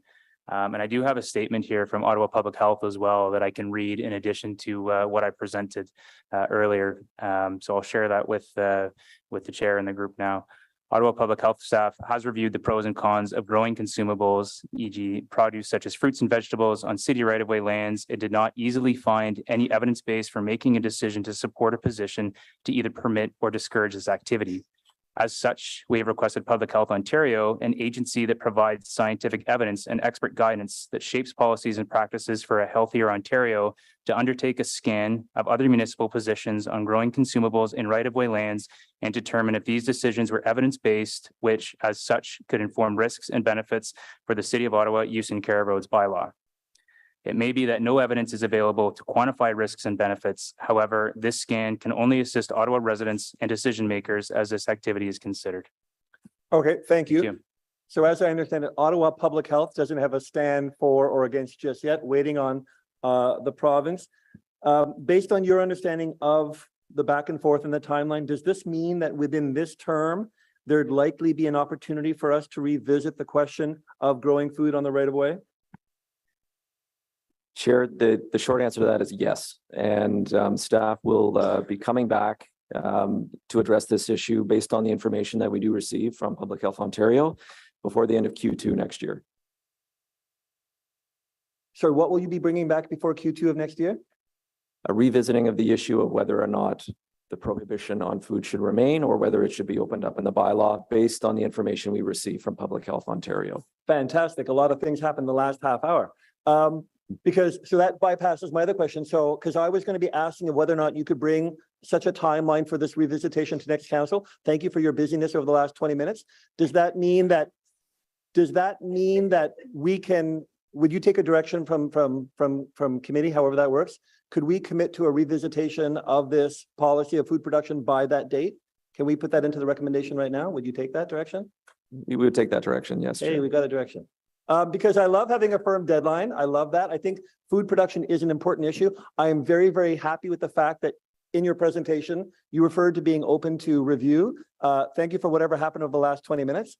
Does that mean that the recommendation is amended in the thingy? No, Kate saying no. So what do we need to do? Mr. Chair, my understanding is staff has agreed to take as a direction to report back by that date. To amend the recommendation require an amending motion. I may suggest, Chair, if the member wants to work with staff before this rises to council to propose such an amendment, that would be an option. Great. And what was that timeline again? Forgive me. I wasn't expecting it. Before the end of Q2 2024. Great. Thank you very much. I'll gladly work with staff on that. I appreciate that. Thank you, Chair. Good job, Councillor. So still on first round, we have Lane Johnson, and then Councillor Gower will skip you and go to Councillor Luloff, Kitts, and right back to you again. Councillor Johnson. Thank you to the chair and the committee for indulging me with 3 motions today. And I really want to, commend staff. They worked with our office extensively to get us to this point. And so I truly believe that staff are doing what it is that is appropriate for staff to do. They have consulted with many departments.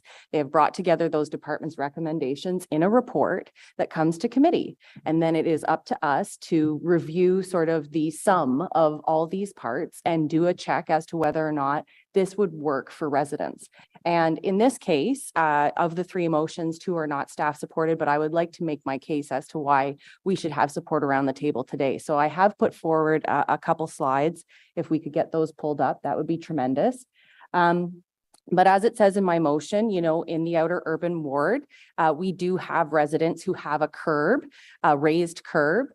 We also have residents that are on the shoulder, and we have residents in between where they have, what is not actually a curb, but looks a lot like a curb, but it's not raised. So it doesn't count in this example. So here I have one of a little free library, which you can see is encroaching on the restriction. If I can go to the next slide, please.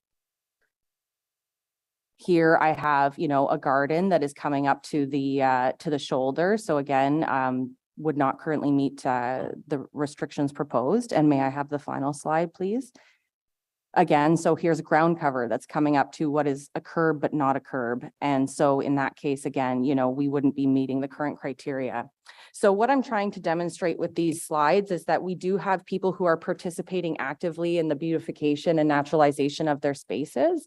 And so far, we have not created any or received any conflicts, especially with respect to the Little Free Library one. I think within the report, having this letter of acknowledgement for those who are participating in the program to have that relationship with the City of Ottawa, to understand the guidelines and the requests by the City of Ottawa with that library, we actually are establishing a relationship with these people. And I might suggest, in fact, this letter of acknowledgement could be a very cool way to create a map of all the Little Free Libraries in the city. We could have a network of Little Free Libraries. We could have, holiday decorating contests for little free libraries. Heaven forbid, that's more stuff there, but take my point, right? So we've got this opportunity for us to be able to enjoy these little free libraries. The reason why I'm putting it from 1 meter setback to 0.5 meter, which I know is fussy feeling, and I know we're not intending to make policy by yardstick, but I do believe there's a difference in being able to reach the little free library from the street versus having to step onto someone's property or perceived property in this case. And I do believe that we will have greater uptake if you are able to reach it from the street, especially for those who have mobility challenges. And perhaps those who are racialized, who don't want to get onto other people's properties without permission. Like, there's all sorts of reasons why people won't feel comfortable to do this. So just having that difference of restriction would be great. And again, I don't believe that it is the intention of this report to suddenly make those libraries that do exist out of bounds. We understand from staff that you will not be enforcing this. These will be guidelines, and I appreciate that. But what my concern is that we do have neighbors who can then, call in on other neighbors. And I, as a counselor, will have to explain to residents of College Ward that some of their gardens are okay and some of their gardens will have to be maintained as grass. And I think we can all agree that that is not really the position that we want to be put in. I want to know that we have one clear, strong message as a city. The right of way does not belong to you. That's it. That's the message. And anything that you do in that right of way is at your own risk, period. Because right now we have problems even with that, whether it's grass or otherwise, right? Like, people come and they go, oh, Belle tore up my stuff and, rah. And it's going, no, it doesn't belong to you. The more we create this distinction and that distinction of what kind of curb you have, I think muddies the waters. I think the clear message is the right of way belongs to the city. It is at your own risk to do things within the right of way. And so both of my motions are part of that. When it comes to the parking thing, I appreciate that traffic services has said they would be concerned about narrowing the roadway. But when you look at the streets that are being affected by this, the fact that there is no sidewalk and only a shoulder gives the impression of a wide roadway. We have speeding complaints on these roads constantly. I am being told that parking on the street is in fact a traffic calming measure. And so I would suggest that those individuals in those neighborhoods are not considering a narrowing roadway to be part of the issue here. And we certainly wouldn't be saying, hey, if we tore out these gardens, we would have a much better parking situation on our street. We know that our parking issues are related to unreliable transit and to, increasing density in our homes through students who don't have better purpose-built rental housing. There's all sorts of different reasons that parking can be affected, but attributing it to the gardens, I just think is a bit of a fallacy. So again, I don't want to see a policy whereby we create existing out of bounds. That didn't come out right, but when we're letting people know that what they're already doing is now out of bounds, I don't want that as a politician. I don't think we want that for bylaw. I just want to create the simplest message: the right of way does not belong to you, and keep it at that. So thanks for the opportunity to sort of plead my case, and I hope very much to count on my members' support. Great. Thank you, Councillor. Councillor Luloff.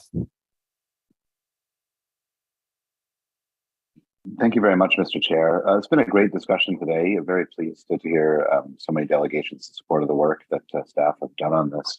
I'm also very pleased to see the codification of little libraries.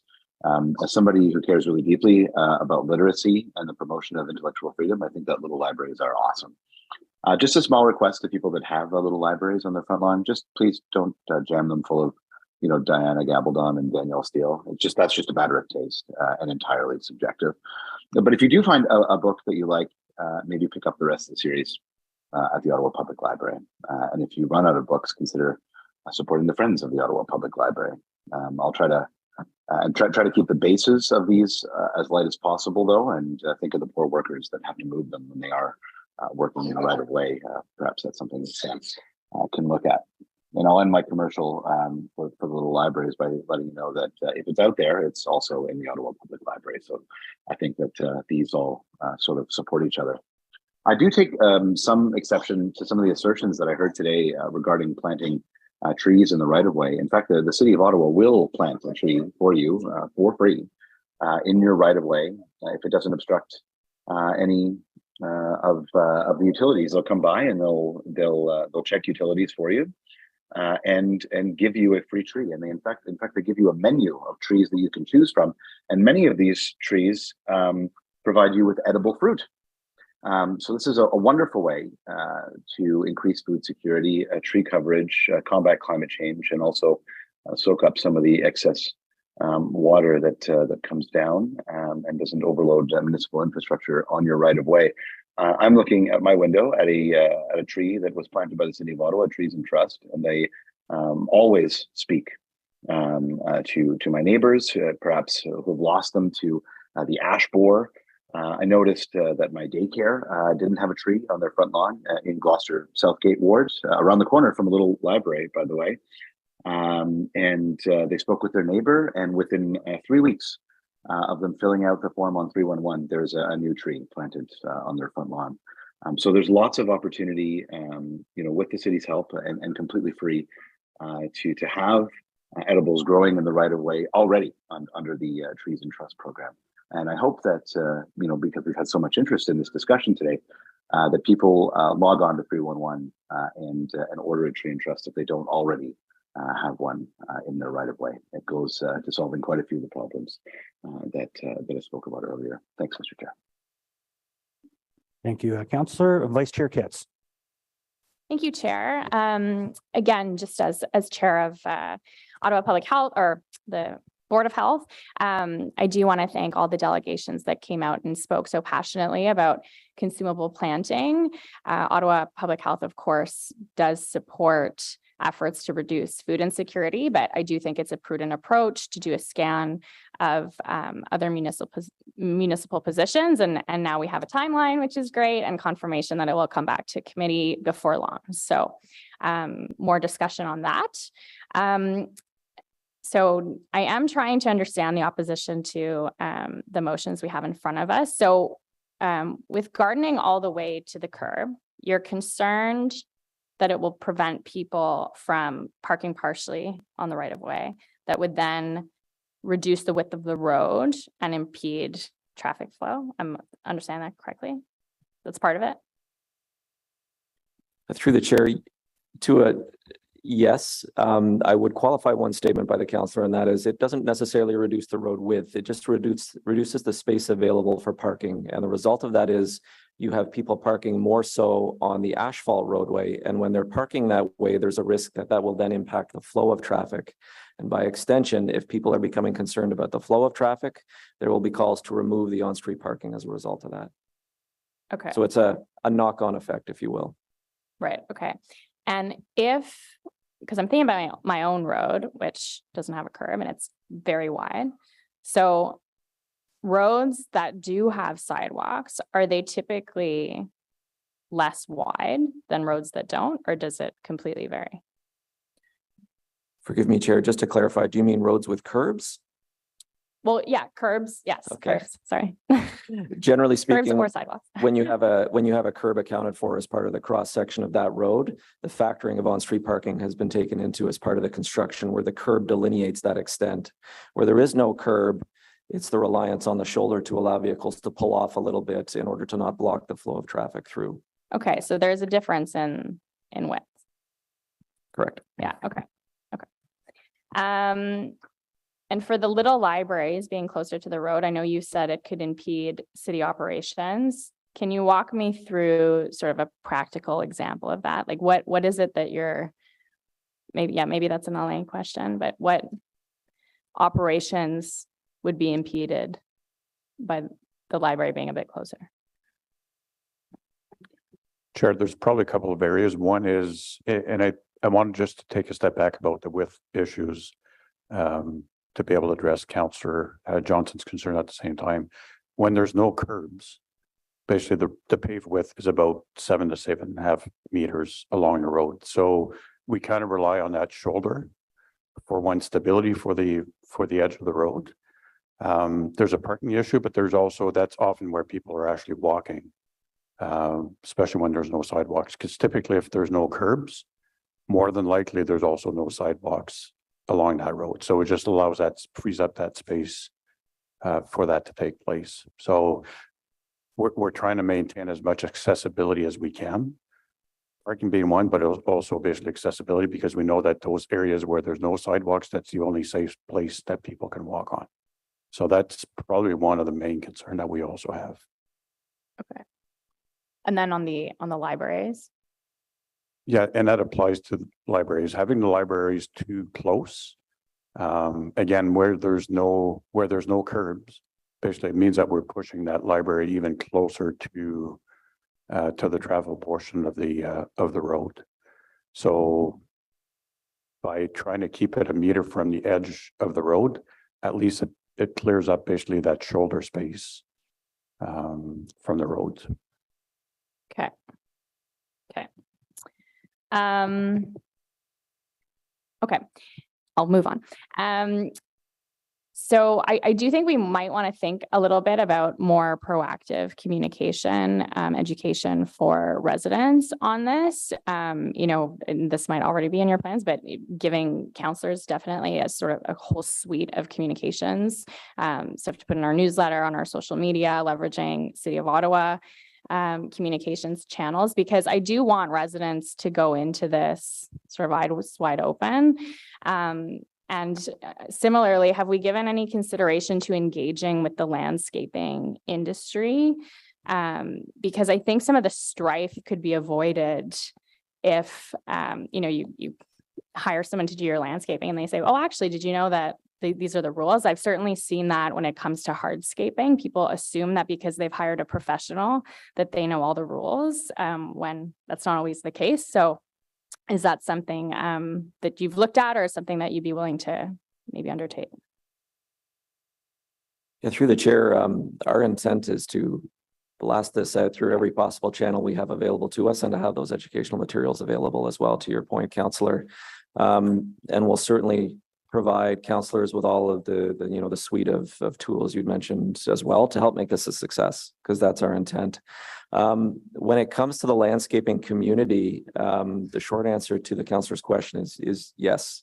We have looked at that engagement. We will continue to look at opportunities through the various organizations that those landscapers are part of, and different means of communicating that out, because admittedly, that's an issue not just with respect to gardening, but as you touched on when we talk about driveways. Yeah. And making sure that when those landscapers are working within the right of way, whether it's with respect to driveways and private approaches in particular, or landscaping on the soft portion of it, that they are aware of the rules, because there's a mutual benefit there. Wonderful. Okay, I'll just conclude by saying thank you to staff. I appreciate we've put you in a bit of a tough position by wanting you to cut down on the lawlessness. I used that word last week on garbage. It's my new buzzword. Lots of lawlessness that we're cracking down on. But then, you know, of course, you give us rules, and then it feels, you know, like you're giving us too many rules and it's too bureaucratic. So I just wanted to thank you for your hard work. I don't think any of us want, you know, to be sending bylaw to crack down on people's, you know, flowers and their little libraries, which are beloved community amenities. So hopefully we can get to a good place. Thank you. Great. First round, I noticed Councillor King's put his hand up. Thank you so much, Chair, and I'd like to echo some of the sentiments that we've heard around the table. I'd like to thank Councillor Dudas, who's not here, who worked to bring this motion forward. And I know I worked in conjunction with her as we had residents in one of my neighborhoods, New Edinburgh, who experienced problems with bylaw conflict around gardening rules.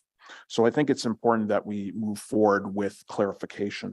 I'd also like to thank the community groups that we heard from today, as well as for our Kids Ottawa Gatineau, for the collaborative work on this policy direction that they've taken, stemming from the work of Councillor Dudas and myself from last term, as well as Councillor Johnson for the amendments introduced to ensure that the city addresses the risk from invasive species, which we also heard was a concern from community groups, as well as for the gardening to the front of the curb. I think that that's actually a very important initiative. Importantly, I'd also like to thank staff. I mean, I know that your work has been more than 20 minutes. Frankly, we've been working for 20 months. including on the issues around public health and food security. And I'm also heartened by the fact that continuing work is being undertaken in a different venue on food security. So that's very important, and we're going to continue to work on that food security policy, which I'm sure will address other elements around community gardening. Why I'm so supportive of what we're seeing today is because it really does change the spirit of how we look at the use and care of roads bylaw. It's really a spirit of permissiveness, since the previous bylaw prohibited any alterations to the grass boulevard within the right of way. I think we have to remember that. So everything was illegal. Now we're looking at starting a new regime that allows, and that will ultimately, I think, will be able to be reflective of the different changes that we see that are needed, including food security, as we're going to examine with Ontario Public Health. So I think that's very important. The other element that I think is very important is that this is a non-permit option for residential gardening, which has fewer implications on staff resources. So I think it's very important to have a mechanism that is easier for residents to access. It's key to really note that the proposed bylaw amendments are also designed to minimize risks and liabilities for the city, but attempt to find balance where residents can be involved in gardening and act as community stewards of the right of way. And I think that's an important consideration as well. So I just want to really thank the work that council members of council, staff, the community has undertaken. I think it's very important because we see a lot of benefits. And I think that the benefits will include increased resident engagement, streamlined processes, efficient resource allocation, and alignment with best practices that we've been looking at from different municipalities and our policy goals. And I share the hope of bylaw that we see reduced calls and reduced complaints due to the implementation of a real policy. So I really want to thank, like I said, members of council, staff, and the community for their good work on this motion. Thank you. Thank you, Chair. All right, thank you, Councillor. Councillor Gower and then Councillor Johnson. Thanks. Well said, Councillor King. This is hard. I was thinking next to maybe traffic safety issues related to right of way, maybe the number one source of inquiries into our office. Often it's just requests for information, but sometimes they come with conflicts as well, which can be challenging. And so this is tough to get the balance right. And I think this is a big step forward. Also thinking a lot of the issues raised are not necessarily properly in right-of-ways realm to solve, like around trees. I was asking before about trees. The question about whether or not residents should be able to plant trees is not on right-of-way staff, and it's not really specific to this report today, but it's a good question to ask at Environment Committee for colleagues on Environment Committee when Trees and Trust comes back there. Also, at least one of the delegations mentioned fruit and nut trees, expanding the availability of those through Trees and Trust. We're not going to solve that through right away, but maybe that's something we can address at another committee or another policy. Having said all that, I'm going to dissent on this, not because I don't disagree, or not because I disagree with the broad terms, but I still have concerns about the restrictions for the type of roads that libraries are allowed on. I had a quick conference with staff during our questions, and I think we can resolve it. I just want to make sure we're considering everything from a traffic and from a parking and from a right-of-way perspective. So hopefully we can resolve that before council and I can vote 100%. But yeah, thank you, staff, for your work on this, and thanks, delegations, and thank you, Chair. Thank you very much, Councillor. Councillor Johnson. Thank you for giving me the opportunity to wrap up. I'll keep my comments brief. I just want to reiterate that we have received a tremendous amount of correspondence on this file since it was first initiated. And the Engage Ottawa served very well. We were able to feed feedback back to the team over the course of the 4 weeks, and we got somewhere. These motions are really, again, to further that those sentiments described by Councillor King today, that we do want to encourage more public participation and pride of place where people live. And I don't believe that that pride of place or that creativity should be limited by the kind of curb you have. I think that we do have certainly this recommendation before us with respect to parking. But I think in the grand scheme of things, if it ain't broke, don't fix it. And we are creating a regulation to prevent, parking conflicts where there currently are not. Mainly, really, people are just looking for increased vegetation where there are very few trees.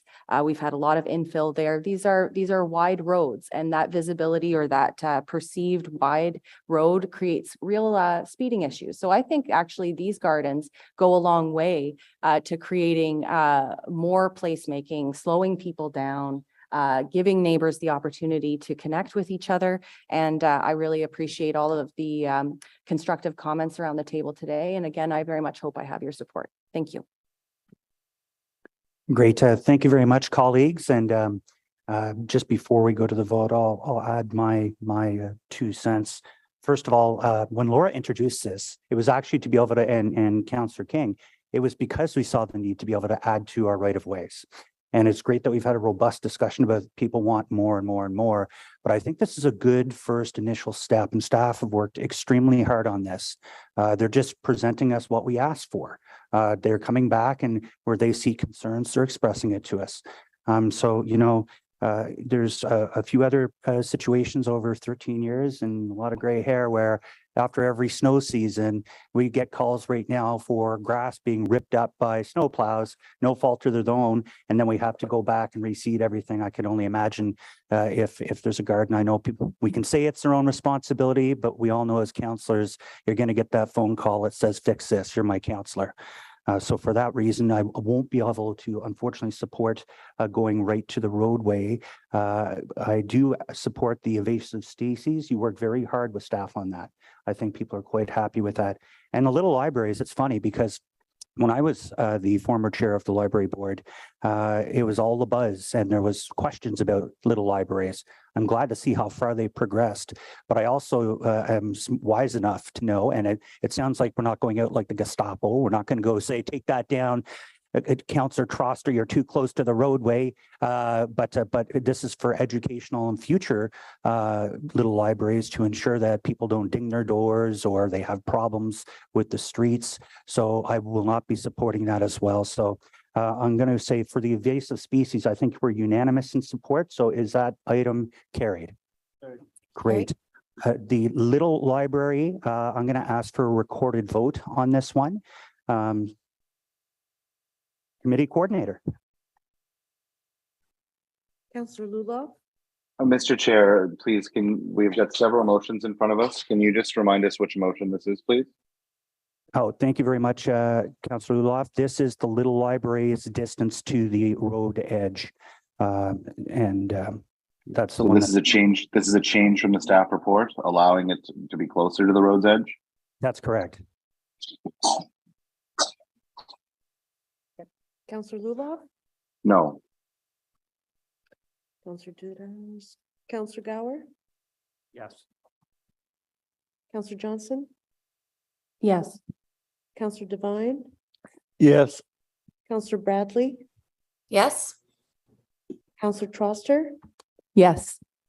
Councillor DeRuse. No. Councillor DeRush. Yes. Councillor Lowe. Yes. Vice Chair Kitts. No. And Chair Tierney. No.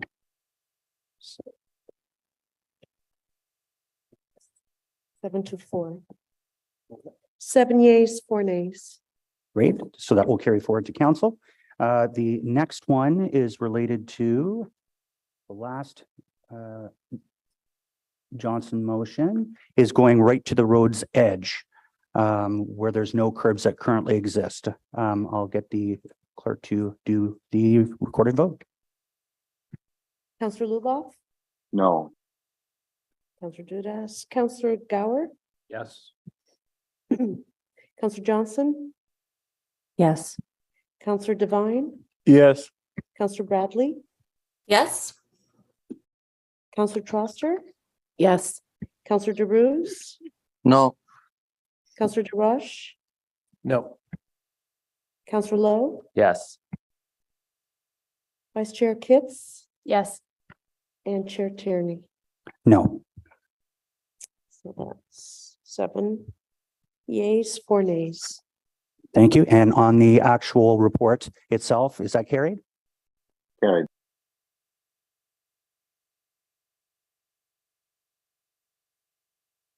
And Councillor Kent, on Councillor Kitt's amending motion that we read at the beginning, the big long thing, is that carried? Carried. In the main motion? Carried. Great. Now, I have very little power as chair, but one thing I do have, I know Councillor Troster must leave soon for another obligation. So we're going to go directly to other business and we'll go back through the rest of the agenda. Councillor Troster, maybe you want to make mention of your motion and how hard you work with staff to modify the language so it's suitable for everybody. That's great. Now, I believe this is a motion that requires suspension of the rules. Am I correct? Is that at the will of committee? Correct. Thank you. Okay, thank you so much. So before I read the motion, many of you may have heard of the horrendous accident that happened at the corner of Gladstone in Rochester last Friday. At 7:45 a.m., a woman was on her bike and she was hit by a dump truck. She is thankfully alive, in critical condition, but she is stable and we are grateful for that. But then the next day, a woman named Nicole Grindell reached out to me, whose son, Jean-Pierre, he was 18 years old and 21 years ago, he was killed in the exact location, same intersection on a bicycle, almost the identical accident. Ever since I was elected, I've been asking, what are we doing about Gladstone? Because it is an incredibly dangerous road to cycle on. And I was really shocked to find out that not only is it a recommended cycling route, it's also the only stretch of Gladstone that is a designated truck route. So between Preston and Bronson is a truck route and a cycling route, and there's currently no protection whatsoever. So this morning, I know Councillor Devine joined me and many members of my community to demand cycling safety on Gladstone. And I'm really, really thankful to Chair Tierney and to city staff for working with me on this motion that seeks to immediately make fixes to the specific intersection. And that can be done quite readily and at fairly low cost. To reconsider that section of Gladstone as a truck route, it may not be something we can avoid, but I want to look into every other possible option. And then to empower staff to begin the feasibility study for possible bike lanes on Gladstone as soon as possible, rather than waiting, so that we can have a sense of what this project entails. Because Gladstone is a narrow road. As we know, the 14 is a very popular and important bus. There's seniors facilities, there's right-of-way issues with parking. So staff really need to take a look at what would be involved. Should we put a bike lane on Gladstone? And I'm just asking them to start that investigation work now so we know where we're at and can move the project forward in the future. So I'm very happy to read the motion, or I can just read the therefore be it resolved clauses. What do you say, Chair? I think you've described it perfectly, and I think we'd be satisfied with the therefore be resolved clauses. Okay. So therefore be it resolved that staff be directed to begin the feasibility study project from Percy Street to Corso Italia Station and report back to Transportation Committee as soon as is practicable, but no later than Q3, Q4 2024, with options to implement cycling facilities along Gladstone, taking into consideration elements such as, but not limited to, safety considerations for all road users, accessibility considerations, traffic signal operations, transit operations, and motor vehicle parking. And be it further resolved that staff review the impacts of removing Gladstone Avenue between Preston Street and Bronson Avenue from the designated truck route network. And be it further resolved that staff review short-term options to improve cycling safety at the Gladstone and Rochester intersection, including but not limited to signal timing, signage, and or pavement marking changes, and implement enhancements as soon as practicable. Thank you. Great. Looking around the committee, there's no hands. On this motion, is this motion carried? Carried, Chair. Thank you very much, everybody. And thank you, Councillor Troster, for your hard work on this one and working with staff again. So we'll go back to the regularly scheduled agenda. We have no in-camera items. We have the IPD, and as we already had our Barnsdale Road presentation, I think we're up to date on that. Notices a motion for consideration at a subsequent meeting. Councillor Lowe, did you want to present your motion?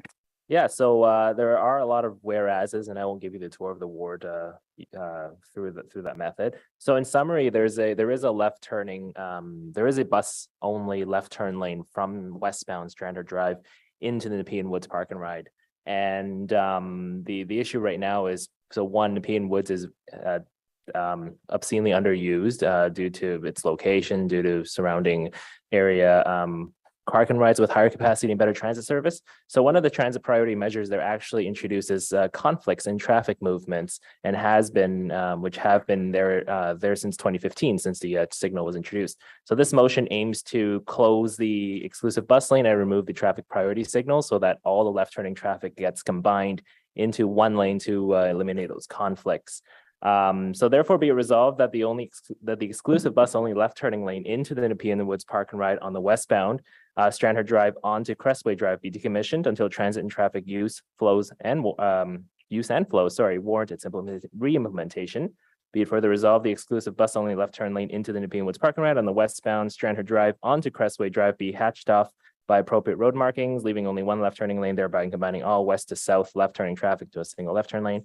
And be it further resolved, the exclusive bus only left turning lane overhead reserved bus lane sign and the priority signal heads be removed, including for redeployment to another location requiring their use. Great. So we'll deal with that at the next meeting. We're going to now go to inquiries. Councillor Brown's on the line. If you wanted to go ahead and read in your inquiry. There you go, Councillor Brown. Thank you very much, Chair, and I'll speak quickly. I know it's been a long day for committee. Many of the fastest growing communities in Ottawa are in villages in the rural areas of the city. Many large warehouses and other businesses have begun operating in the south end of the city. This growth has led to increased commercial vehicle activity, particularly in the form of large transport trucks. Despite the significant degree of change in use patterns, these trucks navigate on designated routes, which have not been comprehensively reviewed in many years. The last time in which comprehensive work was done to assess the city's truck route network was in 2005. However, even this process was not a full truck route review. Instead, it was a process of harmonization following amalgamation. This means that the amalgamated city of Ottawa has, in effect, never had a comprehensive truck route review. This has led to serious challenges for many communities. Truck traffic has been routinely identified by residents as a major impediment to community well-being in Ottawa's rural villages. This is perhaps especially true in Manotick. When excessive numbers of large vehicles transit local streets, there are major impacts related to business development, climate change, health, equity, and other concerns of high importance to the city that merit regular study. Moreover, truck traffic in rural villages was identified many times as part of the As We Heard It reports that staff produced in support of the updated Transportation Master Plan. The major and acute issue in the city's south end is a limited number of bridge crossings over the Rideau River. This has led to a significant and disproportionate increase in truck traffic pressures on very specific roads at and around bridges. Policy 10 of the Transportation Master Plans discusses the city's approach to conducting a truck route network review. The direction which Council has approved is that the city's truck route network will be updated following the implementation of solutions to address interprovincial truck traffic in the downtown. However, this does not account for the increase in truck traffic in the city's south end, nor does it account for the increased traffic impacts on residents in those communities. With that information in mind, can staff provide their advice as to the following questions? Number one, what measures would be necessary to remove Manotick Main Street between Bank Field and Century and Bridge Street between Manotick Main Street and River Road from the city's truck route network? What would be the costs, staffing requirements, timelines, benefits, and drawbacks associated with conducting a comprehensive review of the city's truck route network prior to implementation of solutions to address interprovincial truck traffic. And 3, by way of comparison, what would be the costs, staffing requirements, timelines, benefits, and drawbacks associated with conducting a limited review of truck routes in the city's south end with a focus on where the truck routes interact with bridges across the Rideau River. Thank you very much, Chair, and I appreciate the committee's time and certainly the support I've received from staff in drafting this inquiry. Great. Thank you very much, Councillor Brown. On to our next inquiry, Councillor Gower. Thank you, Chair. Council has approved a warranting process for the installation of always stop controls in addition to a screening and selection process for the implementation of pedestrian crossovers. Prior to proceeding with the installation of AWSC or PXOs, what are the considerations related to pedestrian accessibility and to requirements of the Accessibility for Ontarians with Disabilities Act 2005?